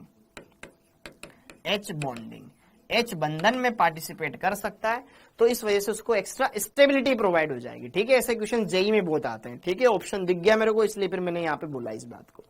ओके, तो इस बात को अपने नोट्स में नोट कर लेना। हाँ जी, अब इसके बाद अगला क्वेश्चन, हाँ, इनमें से देखो न्यूनतम क्षारीय कौन है, क्वेश्चन नंबर 54 एकदम सिंपल क्वेश्चन है, जिस नाइट्रोजन का लोन पेयर अनुनाद में भाग जा रहा हो। देखो इसमें एक ही नाइट्रोजन है और इसका लोन पेयर रिंग में पार्टिसिपेट करेगा एरोमेटिसिटी की वजह से। ठीक है, ये सबसे कम क्षारीय होगा। यहां पर नाइट्रोजन के पास लोन पेयर है, अनुनाद में भाग ले रहा है, लेकिन उससे वलय एरोमेटिक नहीं हो रही है। यहां पर अनुनाद होगा और उससे वलय एरोमेटिक होगी, तो इसकी क्षारीयता सबसे कम हो जाएगी। ठीक है, ओके, हाँ जी, निम्न में से कौन से यौगिक में सर्वाधिक अम्लीय अल्फा हाइड्रोजन है? कौन सा वाला है? ये वाला, ये वाला। ठीक है, देखो ध्यान से,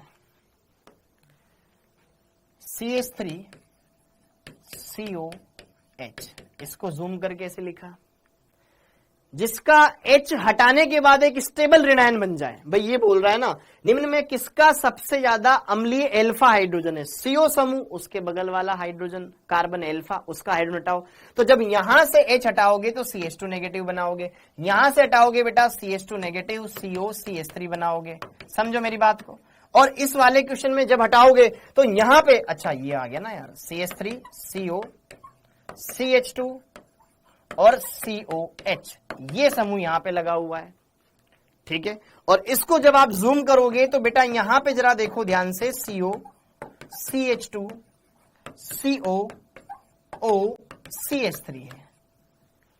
हाँ जी, एक बढ़िया क्वेश्चन है ये, बहुत ही बढ़िया क्वेश्चन है। जरा देखो ध्यान से, कौन सा हाइड्रोजन सबसे ज्यादा एसिडिक होगा? तो मैंने आपको एक पॉइंट लिखाया है, सक्रिय मेथिलीन समूह।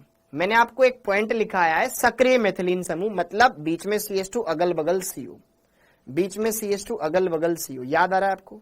बीच वाला अगर CH2 समूह दोनों तरफ अनुनाद दर्शाए तो उसका हाइड्रोजन अम्लीय होता है। तो यहां पे जरा देखो ध्यान से, ये जो CH2 है और ये वाला CH2 है, ये ज्यादा रेजोनेंस दर्शाएगा। जैसे ही यहां से एक H जाएगा ऋणावेश आएगा, जैसे ही यहां से एक H जाएगा ऋणावेश जाएगा। ठीक है, क्वेश्चन को देख के ही आपको डिसाइड करना है वहां पे क्या करना है। यहां पे ये ऋणावेश केवल एक बेंजीन के साथ, एक डबल बॉन्ड के साथ अनुनाद दर्शा रहा है, यहां पर भी एक डबल बॉन्ड के साथ अनुनाद दर्शा रहा है। जबकि इसमें बेटा यहां पे जब ऋणावेश आएगा वो इधर भी डबल बॉन्ड के साथ रेजोनेंस में, उधर भी डबल बॉन्ड के साथ रेजोनेंस में आएगा। यहां पर ये भी अनुनाद में जाएगा, ये भी जाएगा। किसमें यह ज्यादा स्टेबल है? यह ऋणावेश इधर आराम से आ सकता है, कोई दिक्कत नहीं है। यह ऋणावेश इधर भी जा सकता है, कोई दिक्कत नहीं। लेकिन इस वाले में क्या दिक्कत है, समझना मेरी बात को। जब ये ऋणावेश इधर आएगा कोई दिक्कत नहीं आएगी, क्रॉस कॉन्जुगेशन है ना, इधर आने में कोई दिक्कत नहीं। लेकिन यह ऋणावेश उधर जाए तो दिक्कत है। क्या? क्योंकि ये ऑक्सीजन बैठा हुआ है कि मैं भी तो दूंगा यार। समझ में आ रही मेरी बात? यह ऋणावेश इधर इस CO के साथ उतना स्टेबल नहीं है। इधर देखो, ये ऋणावेश इधर भी जा सकता है, इधर भी जा सकता है, दोनों तरफ उसका अनुनाद बराबर बराबर जा रहा है। ठीक है, इधर भी जा सकता है, उधर भी जा सकता है। लेकिन यहां पर जो ऋणावेश बन रहा है उसका इस तरफ भी अनुनाद है, इस तरफ भी है, लेकिन इस तरफ कम है, क्योंकि जैसे इधर क्रॉस कॉन्जुगेशन है। ये ऋणावेश इधर जाएगा तो ये ऑक्सीजन बोलेगा मैं भी तो आऊंगा भाई। तो इन दोनों ऋणायनों के मुकाबले ये ऋणायन ज्यादा स्टेबल है। समझ पा रहे हो मेरी बात को? एक बार समझ पा रहे हो तो कमेंट में थम्स अप जरूर दे देना बेटा। ठीक है, एक बार अगर समझ पा रहे हो तो कमेंट में थम्स अप जरूर दे देना इस वाले क्वेश्चन के लिए। यहां पर सिर्फ एक तरफ ऑक्सीजन के साथ ही संयुग्मन है, यहां पर दोनों तरफ संयुग्मन, इसमें भी दोनों तरफ संयुग्मन, लेकिन इधर संयुग्मन कम हो रहा है क्योंकि ये ऋणावेश जैसे ही बनेगा ये बगल वाला ऑक्सीजन बना करेगा, मैं भी डोनेट करूंगा, ये वाली बात है। इस वजह से थर्ड वाला सबसे ज्यादा अम्लीय हाइड्रोजन रखेगा। ठीक है, चेक कर लेना, इसका आंसर यही होगा। ठीक, अब आगे देखो, अब आगे देखो। हाँ जी, pKa का घटता क्रम मतलब अम्लीय सामर्थ्य का बढ़ता क्रम, क्योंकि pKa और अम्लीय सामर्थ्य एक दूसरे का व्युत्क्रमानुपाती होती है। आराम से तुम इसको कर सकते हो, इसमें कोई दिक्कत नहीं। 56 नंबर के में, 56 नंबर के क्वेश्चन में किसी को कोई दिक्कत नहीं होनी चाहिए, क्योंकि pKa और एसिडिक स्ट्रेंथ एक दूसरे की अपोजिट होती है। अम्लीय सामर्थ्य का क्रम देख लो, formic, benzoic, phenol, ether. Formic सबसे ज्यादा अम्लीय, फिर बेंजोइक आ जाएगा, फिर फिनोल आ जाएगा, फिर ये आ जाएगा।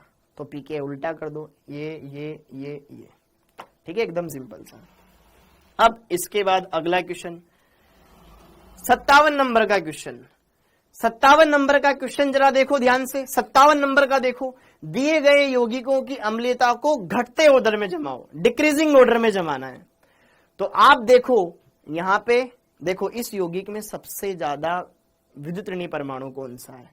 सबसे ज्यादा विद्युत ऋणी परमाणु कौन सा है यहाँ पे? ऑक्सीजन। यहां पे कौन सा है?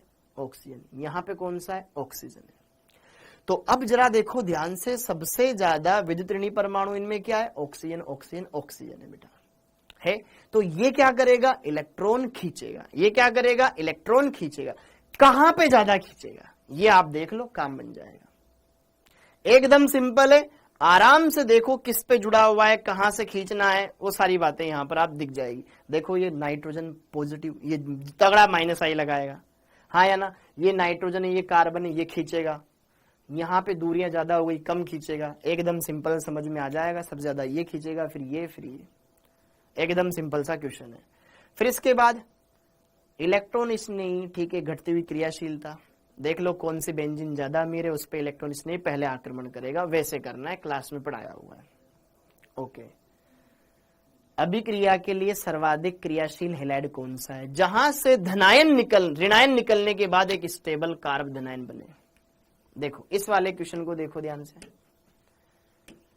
अभिक्रिया के लिए सर्वाधिक क्रियाशील हैलाइड कौन सा है? अगर मैं यहां से Br निकालूंगा तो बेंजीन के ऊपर धनावेश आएगा। अच्छा, यहां से निकालूंगा तो ये धनावेश बनेगा, इधर भी बेंजीन, इधर भी बेंजीन, ठीक है। सबसे ज्यादा मजेदार चीज यही है। और यहां पर बेंजीन, फिर कार्बन, फिर से CH3, एक ये, और फिर में देखो ध्यान से फोर्थ वाले कंपाउंड को देखो बेटा, C6H5 फेनिल, फिर इससे क्या जुड़ा हुआ है? एक CH3 जुड़ा हुआ है। अच्छा, एक और क्या जुड़ा हुआ है? C6H5 जुड़ा हुआ है, और एक जुड़ा हुआ है Br। तो अब जरा देखो ध्यान से, कहां से हेलोजन निकलने के चांस है? इससे निकलने के सबसे ज्यादा चांस है, क्योंकि जैसे ही Br माइनस निकलेगा यहां पर धनावेश आएगा, जो इस बेंजीन के भी अनुनाद में होगा, इसके भी अनुनाद में होगा, और एल्किल समूह का प्लस आई भी उसको स्टेबल कर रहा होगा। इधर भी बेंजीन, इधर भी बेंजीन, ये धनावेश सबसे ज्यादा स्टेबल। भाई अनुनाद, यहां पे जैसे ही Br माइनस निकलेगा, हमसे ये पूछ रहा है कहां से सर्वाधिक क्रियाशील हैलाइड अवेलेबल है। कहां पर सबसे ज्यादा सर्वाधिक क्रियाशील हैलाइड अवेलेबल है? Stable the intermediate, faster the reaction. जिसका मध्यवर्ती जितना ज्यादा स्टेबल होगा बेटा, वहां से हैलाइड उतना जल्दी निकलना चाहेगा। इस फोर्थ वाले कंपाउंड में जो हेलोजन परमाणु है, ऐसे कार्बन से जुड़ा हुआ है, जब ये निकले तो सबसे ज्यादा स्टेबल कार्ब धनायन बनाएगा, क्योंकि इधर भी बेंजीन, इधर भी बेंजीन, और इसका मेथिल का यहाँ पर प्लस आई भी लगेगा, और ये जस्ट बगल में तो अल्फा कार्बन है, अल्फा हाइड्रोजन भी अतिसयुग्मन भी दर्शाएगा। ठीक है, ओके, ऐसे होगा। हाँ जी, अब अगला कौन सा सही क्रम है? पीके का क्रम, पीके अम्ल का वियोजन स्थिरांक का यहाँ पर पावर ऑफ के, ठीक है, ओके। तो यहाँ पर अम्लीयता का उल्टा कर लो, कौन ज्यादा अम्लीय है उसका उल्टा पीके आ जाएगा। अम्लीय सामर्थ्य आपको करवा रखा है, ठीक है, पोम ध्यान रखना, ठीक है। यहाँ पर सल्फोनिक है, यहाँ पर हाइड्रोक्साइड है, ठीक है। तो सल्फोनिक और हाइड्रोक्साइड ग्रुप में देखो किस तरीके से आपको पढ़ाया हुआ है, वही कॉन्सेप्ट लगेगा, कुछ अलग नहीं लगेगा, ठीक है। के का मान पूछ रहा है, जिसका अम्लीय गुण ज्यादा उसका के ज्यादा, ठीक है, वैसे ही हो जाएगा। अब अगला क्वेश्चन, हाँ जी, अब यहां पे जरा देखो ध्यान से, कौन सर्वाधिक क्षारीय है? कौन सर्वाधिक क्षारीय है? कौन सर्वाधिक क्षारीय? 61 नंबर का क्वेश्चन। अच्छा, ये नहीं बना होगा तुमसे, 61 नंबर का क्वेश्चन। हाँ जी, question number 61, question number 61, question number 61। हाँ जी, जरा देखो ध्यान से, क्वेश्चन नंबर 61 एक बढ़िया क्वेश्चन है बेटा। क्वेश्चन नंबर 61 बढ़िया क्वेश्चन, इसमें आंसर आ रहा होगा बेटा आपका ऑप्शन नंबर 4। इसका आंसर ऑप्शन नंबर 4 होगा शायद, एक बार चेक करना, ऑप्शन नंबर 4 ही होगा, ठीक है। कौन सर्वाधिक क्षारीय है? तो अब जरा देखो ध्यान से, हमने ये पढ़ा था कि एनिलीन और ऑर्थो प्रतिस्थापी एनिलीन, ये एनिलीन है, ये ऑर्थो प्रतिस्थापी एनिलीन है। इन दोनों में एनिलीन की क्षारीयता ज्यादा होती है, इतना पढ़ लिया। अब ये एनिलीन नहीं है, इसमें नाइट्रोजन से हाइड्रोजन हटा दिए गए, जैसे यहां हटाए, हटा दिए गए, ओके, हटा दिए गए, हटा दिए गए। ये दोनों एनिलीन नहीं है, पहली बात तो ये ध्यान से समझे, ये दोनों एनिलीन नहीं है बेटा, ओके। इस नाइट्रोजन का लोन पेयर पहले ही घिरा हुआ है और बेंजीन के साथ संयुग्मन में है, ठीक है। इस नाइट्रोजन का लोन पेयर पहले ही घिरा हुआ है और अगल बगल में आपने ऑर्थो पोजीशन पे बड़े बड़े समूह लगा दिए, तो यहां पर ये जो लोन पेयर है ये अनुनाद में भाग ही नहीं ले पाएगा। समझना मेरी बात को, अच्छा क्वेश्चन है, मैं फिर बोल रहा हूं अच्छा क्वेश्चन है। यहां पे जो फोर्थ वाला कंपाउंड है वो ऐसा कंपाउंड है जो नाइट्रोजन लोन पेयर अनुनाद में भाग ही नहीं दे पाएगा। इस नाइट्रोजन के पास भी लोन पेयर है। देखो इन दोनों में से तो ज्यादा क्षारीय ये हुई, सॉरी क्षारीय की बात कर रहा हूं मैं, इन दोनों में से ज्यादा क्षारीय गुण इसके, ये कौन सी थी, ऑर्थो प्रतिस्थापी एनिलीन, ये एनिलीन, तो ऑर्थो प्रतिस्थापी एनिलीन की तुलना में एनिलीन ज्यादा क्षारीय होती है, ठीक है। अब यहां पर इन दोनों में ये ज्यादा क्षारीय, क्यों, क्योंकि इसके पास मेथिल है जो उसको एक्स्ट्रा इलेक्ट्रॉन डोनेट कर रहा है ड्यू टू प्लस आई। अब इन दोनों में जरा देखो ध्यान से, इन दोनों में जरा देखो ध्यान से, इस नाइट्रोजन का लोन पेयर तो फिर भी अनुनाद में भाग लेगा, उसका तो लेगा ही नहीं, यहां पर ये होगा ही नहीं। क्यों, क्योंकि यहां पर अगल बगल में इतने बड़े समूह हैं जो इसको प्रतिकर्षित करेंगे और ये nitrogen out of the plane चला जाएगा, तो बेंजीन में दे ही नहीं पाएगा, तो वो सिर्फ H+ आयन को देगा। हर एक क्वेश्चन को सोल्व करना है, अच्छे से समझना है। बात समझ में आई क्या मैंने यहां पे बोला, क्या मैंने यहां पे बोला, ये बात समझ में आई बेटा कि ये जो नाइट्रोजन है इसका लोन पेयर रेजोनेंस में पार्टिसिपेट ही नहीं हो पाएगा। इस बात को समझ में आया, क्योंकि यहां पर बड़े बल की ग्रुप और इसके ऊपर भी बल की ग्रुप लगे हुए हैं, ठीक है, तो वो आउट ऑफ द प्लेन चला जाएगा और अनुनाद एक ही तल में होता है, तो यहां तो डोनेट करने की बात नहीं हो पाएगी बेंजीन को। समझ में आया, अच्छा क्वेश्चन है ये, ओके। अब आगे देखो, हाँ जी, ये तो एकदम सिंपल है। निम्न में से कौन से यौगिकों में ऑर्थो और पैरा स्थितियों पर मुख्य रूप से इलेक्ट्रॉन न्यूनता है? जो इलेक्ट्रॉन ग्राही समूह है, विसक्रियणकारी समूह, जो विसक्रियणकारी है बेटा वो इसका आंसर हो जाएंगे। CCl3 विसक्रियणकारी होता है, NO2 विसक्रियणकारी होता है, NH नाइट्रोजन देगा, तो पहला दूसरा ऑप्शन नंबर 4 एकदम क्लियर मामला होना चाहिए। हाँ जी, निम्न में से कौन सी एल्कीन ज्यादा स्टेबल है? अनुनाद और फिर अतिसंयुग्मन लगा के देख लेना, आराम से आंसर बन जाएगा, ठीक है। हाँ जी, निम्न में से कौन एरोमेटिक है? निम्न में से कौन एरोमेटिक है? ये वाला नॉन एरोमेटिक है क्योंकि ऊपर वाला sp3 कार्बन है, ये वाला एंटी एरोमेटिक होता है, टब शेप में चला करके नॉन एरोमेटिक हो जाता है, 2 6 पाई एरोमेटिक। ये वाला सर धनावेश है ना, आपने कहा था, ये नाइट्रोजन है मेरे भाई, इसका संकरण देख, इस नाइट्रोजन का संकरण देख, 1 sigma 2 sigma 3 sigma 4 sigma, 4 sigma में sp3 हो गया, sp3 मतलब असंतुलित, ठीक है, ओके। ये नॉन एरोमेटिक है, ये नॉन एरोमेटिक है, ये नॉन एरोमेटिक है, ये है एरोमेटिक, ऑप्शन नंबर 3। शब्दों को सुनना मेरी बात, कोई बात अगर आपको समझ में नहीं आई हो इसी वीडियो को दोबारा प्ले करके देखना, सारे क्वेश्चन बन जाएंगे, ठीक। अगला, हाँ जी, योगदान करने वाली सर्वाधिक स्थायी अनुनादी संरचना। देखो यहां भी कार्ब धनायन है, यहां भी कार्ब धनायन है, यहां भी कार्ब धनायन है, तीनों में अष्टक अपूर्ण है और ये एक ही यौगिक की अनुनादी संरचना है, तो उसमें बैक बॉन्डिंग लगानी ही नहीं कि सर यहाँ पे बैक बॉन्डिंग हो जाएगी, ठीक है, ऐसा काम नहीं करना है, क्योंकि जैसे ही ये लोन पेयर देगा यहाँ डबल बॉन्ड आ जाएगा, इस पे धनावेश आ जाएगा, ये बन जाएगी, ठीक है। ये सबसे ज्यादा स्टेबल है, क्यों, क्योंकि यहाँ पे भी कार्बन पे धनावेश, कार्बन पे धनावेश, कार्बन पे धनावेश, अष्टक अपूर्ण होता है कार्ब धनायन का, जबकि ऑक्सीजन 3 बंध बना रहा है, 2 तो इधर बेंजीन के साथ, 1 इधर कार्बन के साथ, 3 बंध वाला ऑक्सीजन धनायन अष्टक पूर्ण होता है, H3O+, ठीक है, ये सबसे ज्यादा स्टेबल है। क्लास में यूट्यूब पे मैंने करवाया था इस क्वेश्चन को। अब अगला क्वेश्चन, मेरे शब्दों को समझना बेटा, आपके क्वेश्चन का नंबर भी आएगा। हाँ जी, क्वेश्चन नंबर 66, कौन सा नाइट्रोजन सर्वाधिक क्षारीय है जिस पर इलेक्ट्रॉन डेंसिटी सबसे ज्यादा हो? तो ये वाला क्वेश्चन भी मैंने यूट्यूब पे करवाया था, ओके। तो मैंने यहां पे बताया था ऑप्शन नंबर 1, क्यों, क्योंकि थर्ड वाले का लोन पेयर अनुनाद में जा रहा है, फोर्थ वाले का लोन पेयर भी अनुनाद में जा रहा है, और इसका लोन पेयर अनुनाद में नहीं जा रहा, लेकिन ये CO समूह -I प्रभाव तो दर्शाएगा, ये दर्शाएगा, तो सबसे ज्यादा A की क्षारीयता होगी, ठीक है मामला, ओके। फिर उसके बाद अच्छा, कौन +M प्रभाव दर्शाता है, ये आपके ऊपर छोड़ता हूं मैं। किसकी हाइड्रोजनीकरण की उष्मा ज्यादा है, ये आप पे छोड़ता हूं, एकदम सिंपल सा क्वेश्चन है।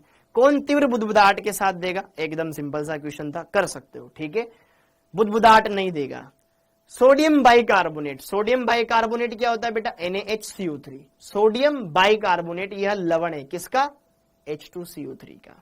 Na हटा के H लगा दो, H2CO3 बन जाएगा।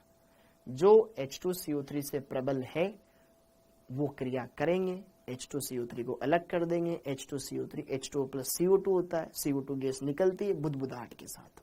तो कहाँ नहीं निकल पाएगी, जो उससे दुर्बल होगा वो उसको हटा नहीं पाएगा। एकदम वैसा कार्बोक्सिलिक, पिक्रिक, सल्फोनिक, ये कार्बोनिक अम्ल से ज्यादा प्रबल अम्ल होते हैं। फिनोल दुर्बल होता है तो इसकी औकात नहीं उसको हटा सके। प्रबल अम्ल दुर्बल अम्ल को उसके लवण में से रिप्लेस कर सकता है। तो ये हो जाएगा 69। ओके, अब इसके बाद यहां पर ये क्वेश्चन भी बेटा मैंने यूट्यूब पे करवाया था ना बेटा। तो यहां पर जरा देखो ध्यान से ये वाला क्वेश्चन, तो जैसे ही देखो Ag प्लस हेलोजनों को निकालने में बहुत माहिर होता है, तुरंत अवक्षेप बना देता है। तो ये Ag प्लस यहां से Br को निकालता है Br माइनस के रूप में, तो यहां पे आ जाएगा धनावेश। और जब यहां से Br माइनस को निकालेगा तो यहां पे भी आएगा धनावेश। कौन सी वाले ज्यादा स्थायी कार्बोनाइन बना रही है, ऊपर वाली, क्योंकि ये बन जाएगा ट्रोपेलियम आयन 6 पाई इलेक्ट्रॉन एरोमेटिक हो जाएगा। यूट्यूब पे पढ़ाया था बेटा, ठीक है, एरोमेटिक। कुछ बच्चे ने नहीं देखा हो इसलिए यहां दिखा देता हूं। और यह जो कार्बोनाइन बनेगा यह है 4 पाई इलेक्ट्रॉन वाला एंटी एरोमेटिक। तो देख लो किसका ज्यादा स्टेबल है, कार्बोनाइन। वहां से आंसर आ जाएगा। समझ में आई मेरी बात, एकदम बढ़िया से अच्छे से क्लियर हो जाएगा बेटा। Okay done. अब अगला सेम वैसा ही क्वेश्चन ये है कि निम्न में से कौन सा यौगिक AgNO3 विलयन के साथ श्वेत अवक्षेप देगा जहां से Cl निकल सके। यहां पे ये क्लोरीन बेंजीन के ऊपर जुड़ा हुआ है, अनुनाद दर्शाएगा, नहीं निकल पाएगा, द्विबंध के लक्षण है। यहां पे ये Cl डबल बॉन्ड के साथ संयुग्मन में इसके पास लोन पेयर होता है, नहीं निकल पाएगा। यहां पे भी क्लोरीन के पास लोन पेयर अनुनाद, जबकि यहां पे ये क्लोरीन डबल सिंगल सिंगल फिर क्लोरीन है, कोई लोन पेयर संयुग्मन में नहीं है।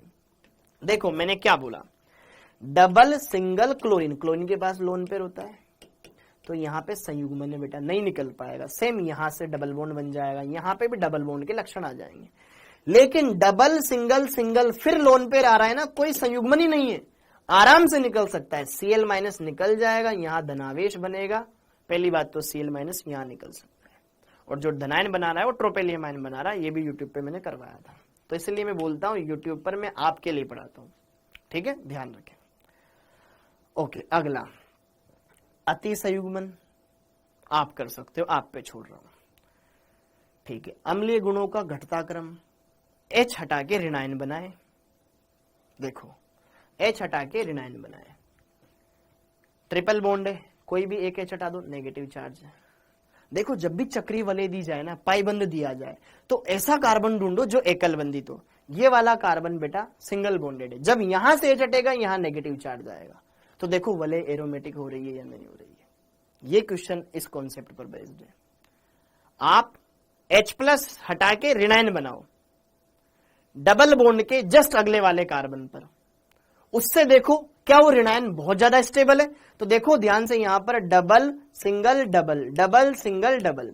अब जरा देखो ध्यान से, यहां पर मैं इस कार्बन पर ऋणावेश बना रहा हूं, ये वाला तो ट्रिपल बॉन्डेड कार्बन, ये तो sp कार्बन है ना, sp कार्बन की तो इन ज्यादा होती है, तो ये सबसे ज्यादा अम्लीय हो जाएगा। ये भी एल्कीन है, ये भी एल्कीन है, इन दोनों में ये एल्कीन ज्यादा स्टेबल हो जाएगी, क्योंकि ये एरोमेटिक हो जाएगी, ये एंटो एरोमेटिक हो जाएगी। तो इसका आंसर क्या होगा, फर्स्ट सेकंड थर्ड। ये sp कार्बन है, ये यहां पर ये sp3 कार्बन था, ये भी sp3 कार्बन था, लेकिन यहां पर वाले एरोमेटिक हो रही थी, यहां एंटी एरोमेटिक हो रही थी।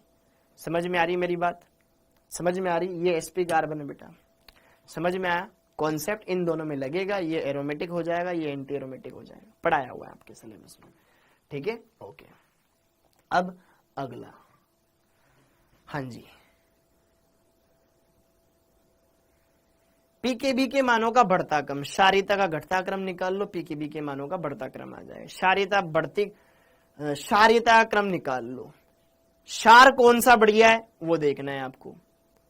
क्षार कौन सा बढ़िया है, जिसकी विद्युतता कम हो, जो आसानी से दान कर सके, वो अच्छा क्षार है। देखो ध्यान से, यहां पे इस ट्रिपल बॉन्डेड कार्बन पे ऋणावेश sp कार्बन, इस पे तो स्टेबल होता है, हाँ या ना। NH2 नाइट्रोजन है, ठीक है, यहां पर CH3 है और यहां पर H नेगेटिव है। कौन आसानी से डोनेट कर पाएगा अपने ऋणावेश को, उससे आपको आंसर निकालना है, बढ़िया से क्लियर हो जाए।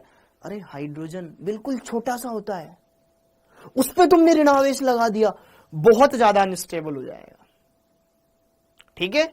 ये देगा सबसे पहले, सेकंड वाला है क्या कहीं पर आगे, ठीक है, सेकंड वाला है क्या कहीं पर कोई आगे, ओके, उस हिसाब से सेकंड वाला है ही नहीं इसमें, ठीक है। अच्छा पीकेबी का मान पूछ रहा है ना अपन, तो क्षारीयता निकाल रहे हैं, क्षारीयता का उल्टा कर दो पीकेबी आ जाएगा, क्षारीयता का उल्टा कर दो पीकेबी आ जाएगा। समझ में आ रही मेरी बात, क्षारीयता का उल्टा कर दो पीकेबी आ जाएगा, समझ में आ रही मेरी बात।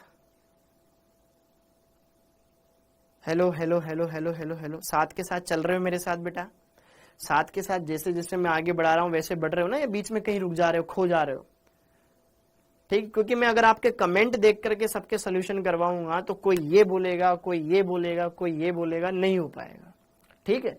तो यहां पर पीकेबी के मानों का बढ़ता क्रम अगर हम देखेंगे, इनको अगली बार ना मैं स्लाइड में लेके आऊंगा, स्लाइड में स्क्रीनशॉट खींच खींच के इनका लेके आऊंगा मैं, ठीक है, उसमें करवा दूंगा।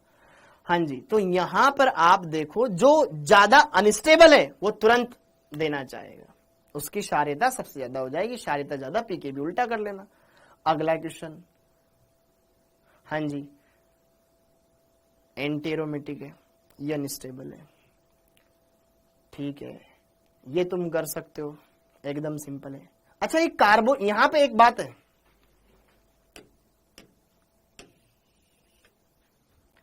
ध्यान से देखो बेटा, सुनो, फिनोल का दूसरा नाम कार्बोलिक होता है। जो फिनोल होता है, ऊपर छत पे लिख लो, जो फिनोल है बेटा, इस फिनोल को कार्बोलिक अम्ल भी बोलते हैं।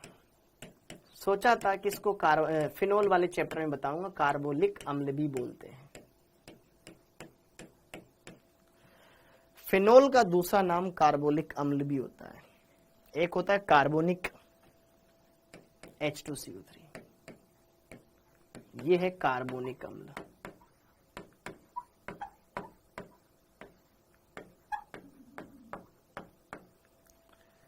H2CO3 ये तो होता है कार्बोनिक, और फिनोल होती है कार्बोलिक, ठीक है। अब यहां जैसे मेरे को दिखा, मेरे को क्लिक कर गया, ये CO2 गैस नहीं उत्सर्जित करेगा NHCO3 के साथ, ध्यान रखना। कार्बोलिक अम्ल फिनोल को ही कहा जाता है, कार्बोनिक H2CO3 है। दोनों का फर्क क्या है यहाँ पर, ठीक है, यहाँ पर ली है, यहाँ पर नी है, इस बात का फर्क, इस बात का फर्क है, ठीक है, ओके। अब अगला 15 हो गया ना, बस 5 मिनट और, 3 मिनट और, अगला कुछ क्वेश्चन और देख लेते हैं। हाँ जी, जलीय विलयन में, तो जलीय विलयन में ध्यान रखना, एथिल है तो 231, मेथिल है तो 213, उस हिसाब से देख सकते हो, एकदम क्लियर कर सकते हो, ठीक है। न्यूनतम पीकेबी किसका होगा, जो पार्टिसिपेट ही नहीं कर पाएगा, जिस न्यूनतम क्षारीयता किसकी होगी, जिसका लोन पर पार्टिसिपेट ही न कर पाए, एकदम सिंपल सा क्वेश्चन है, ठीक है। पीकेबी का मान न्यूनतम मतलब क्षारीयता सबसे ज्यादा, सबसे अच्छा क्षार कौन है, वो इसका आंसर है बेटा, ठीक, ओके। बेंजीन के सभी कार्बन कार्बन समान बंध लंबाई होने के कारण अनुनाद है। अम्लीय सामर्थ्य का सही क्रम है, कर दोगे, एकदम सिंपल सा क्वेश्चन है, ठीक है, ओके। किसमें न्यूनतम क्रियाशील है, वाइनिल क्लोराइड, क्योंकि यहां पे क्लोरीन अनुनाद दर्शाता है, ठीक है। किसका पीके मान अधिकतम है, जो न्यूनतम अम्लीय हो, क्योंकि के ज्यादा होता है तो पीके कम होता है। के कब ज्यादा होगा, जब अम्लीय गुण ज्यादा होंगे, जिसकी अम्लीयता ज्यादा उसकी पीके कम, और जिसका पीके ज्यादा उसका अम्लीयता कम, अपोजिट होता है दोनों, ठीक है। प्रेरणिक प्रभाव का सही क्रम बता सकते हो, प्रेरणिक प्रभाव का सही क्रम, इनकी क्षारीयता का सही क्रम बता दो। अमोनिया दे रखा है, CH3NH2 दे रखा है, CH3 होल ट्वाइस NH दे रखा है। अब इसमें ये नहीं पूछ रहा कि यार जलीय माध्यम में या गैसीय माध्यम, तो गैसीय माध्यम से सोल्व करना है, गैसीय माध्यम से सोल्व करना है। कौन प्रबलतम क्षार है, आराम से कर सकते हो, जिसका नाइट्रोजन अनुनाद में भाग ही नहीं ले रहा, ऑप्शन नंबर 4। ये नाइट्रोजन ऐसा है जो रेजोनेंस में पार्टिसिपेट नहीं कर रहा, यहाँ पार्टिसिपेट करेगा, यहाँ करेगा, यहाँ भी करेगा।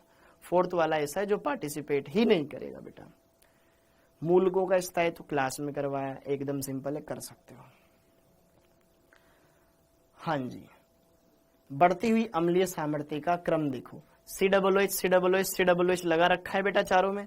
अब देखो ध्यान से किसमें खींचने वाला समूह लगा रखा है, वो कर लेना, उससे हो जाएगा। देखो उसमें 3 फ्लोरीन लगा रखे हैं, सी वाले में, COOH के जस्ट बगल वाले कार्बन पे 3 फ्लोरीन लगा रखे हैं, ठीक है, ओके। यहाँ पे OCH3 लगा रखा है, ठीक।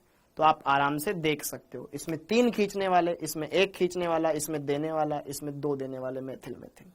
देखते ही हो जाते हैं ये क्वेश्चन, ठीक है। निम्न में से कौन जलीय विलयन में प्रबलतम क्षार है?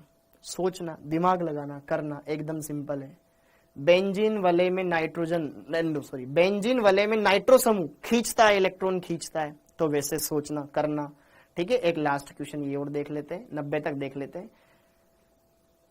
कौन सी बेंजीन अमीर है, उस पे इलेक्ट्रॉन स्नेह प्रतिस्थापन अभिक्रिया फास्ट हो जाएगी। हाँ जी।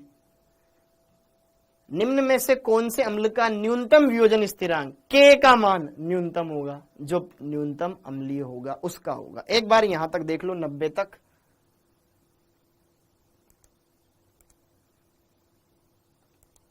हाँ जी बेटा, जरा देखो ध्यान से, ये 90 तक का क्वेश्चन देखो। अगर आपने ढंग से पढ़ा होगा तो इन क्वेश्चंस में से आप लगभग मान के चलो 5 से 6 क्वेश्चन है जो नहीं कर पाओगे। अच्छा, दुर्बल अम्ल पूछा है क्या? ठीक है, देखो ध्यान से, आप एकाध क्वेश्चन है जो नहीं कर पाओगे। मैं हकीकत के साथ बोल रहा हूं, इन टोटल क्वेश्चंस में से आप एकाध क्वेश्चन ही है जो नहीं कर पाओगे।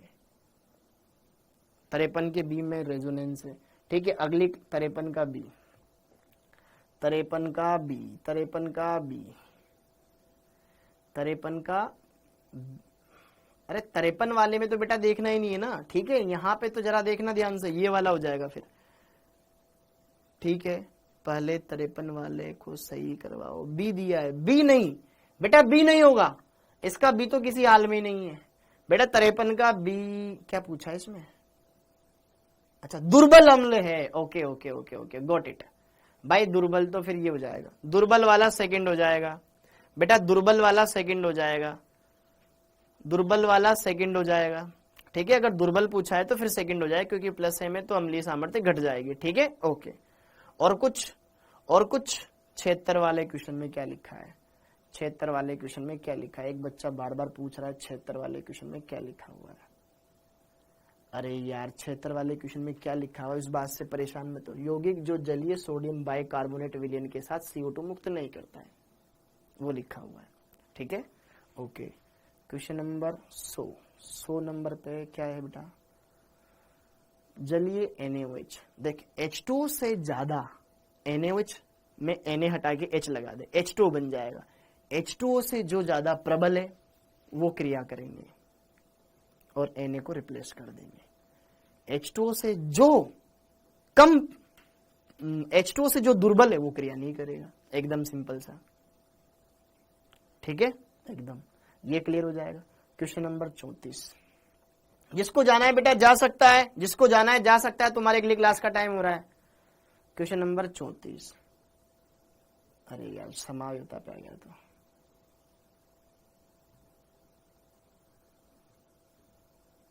क्वेश्चन नंबर 34, चल इसको अगली क्लास में बता दूंगा, एकदम सिंपल से अगली क्लास में दिखा दूंगा।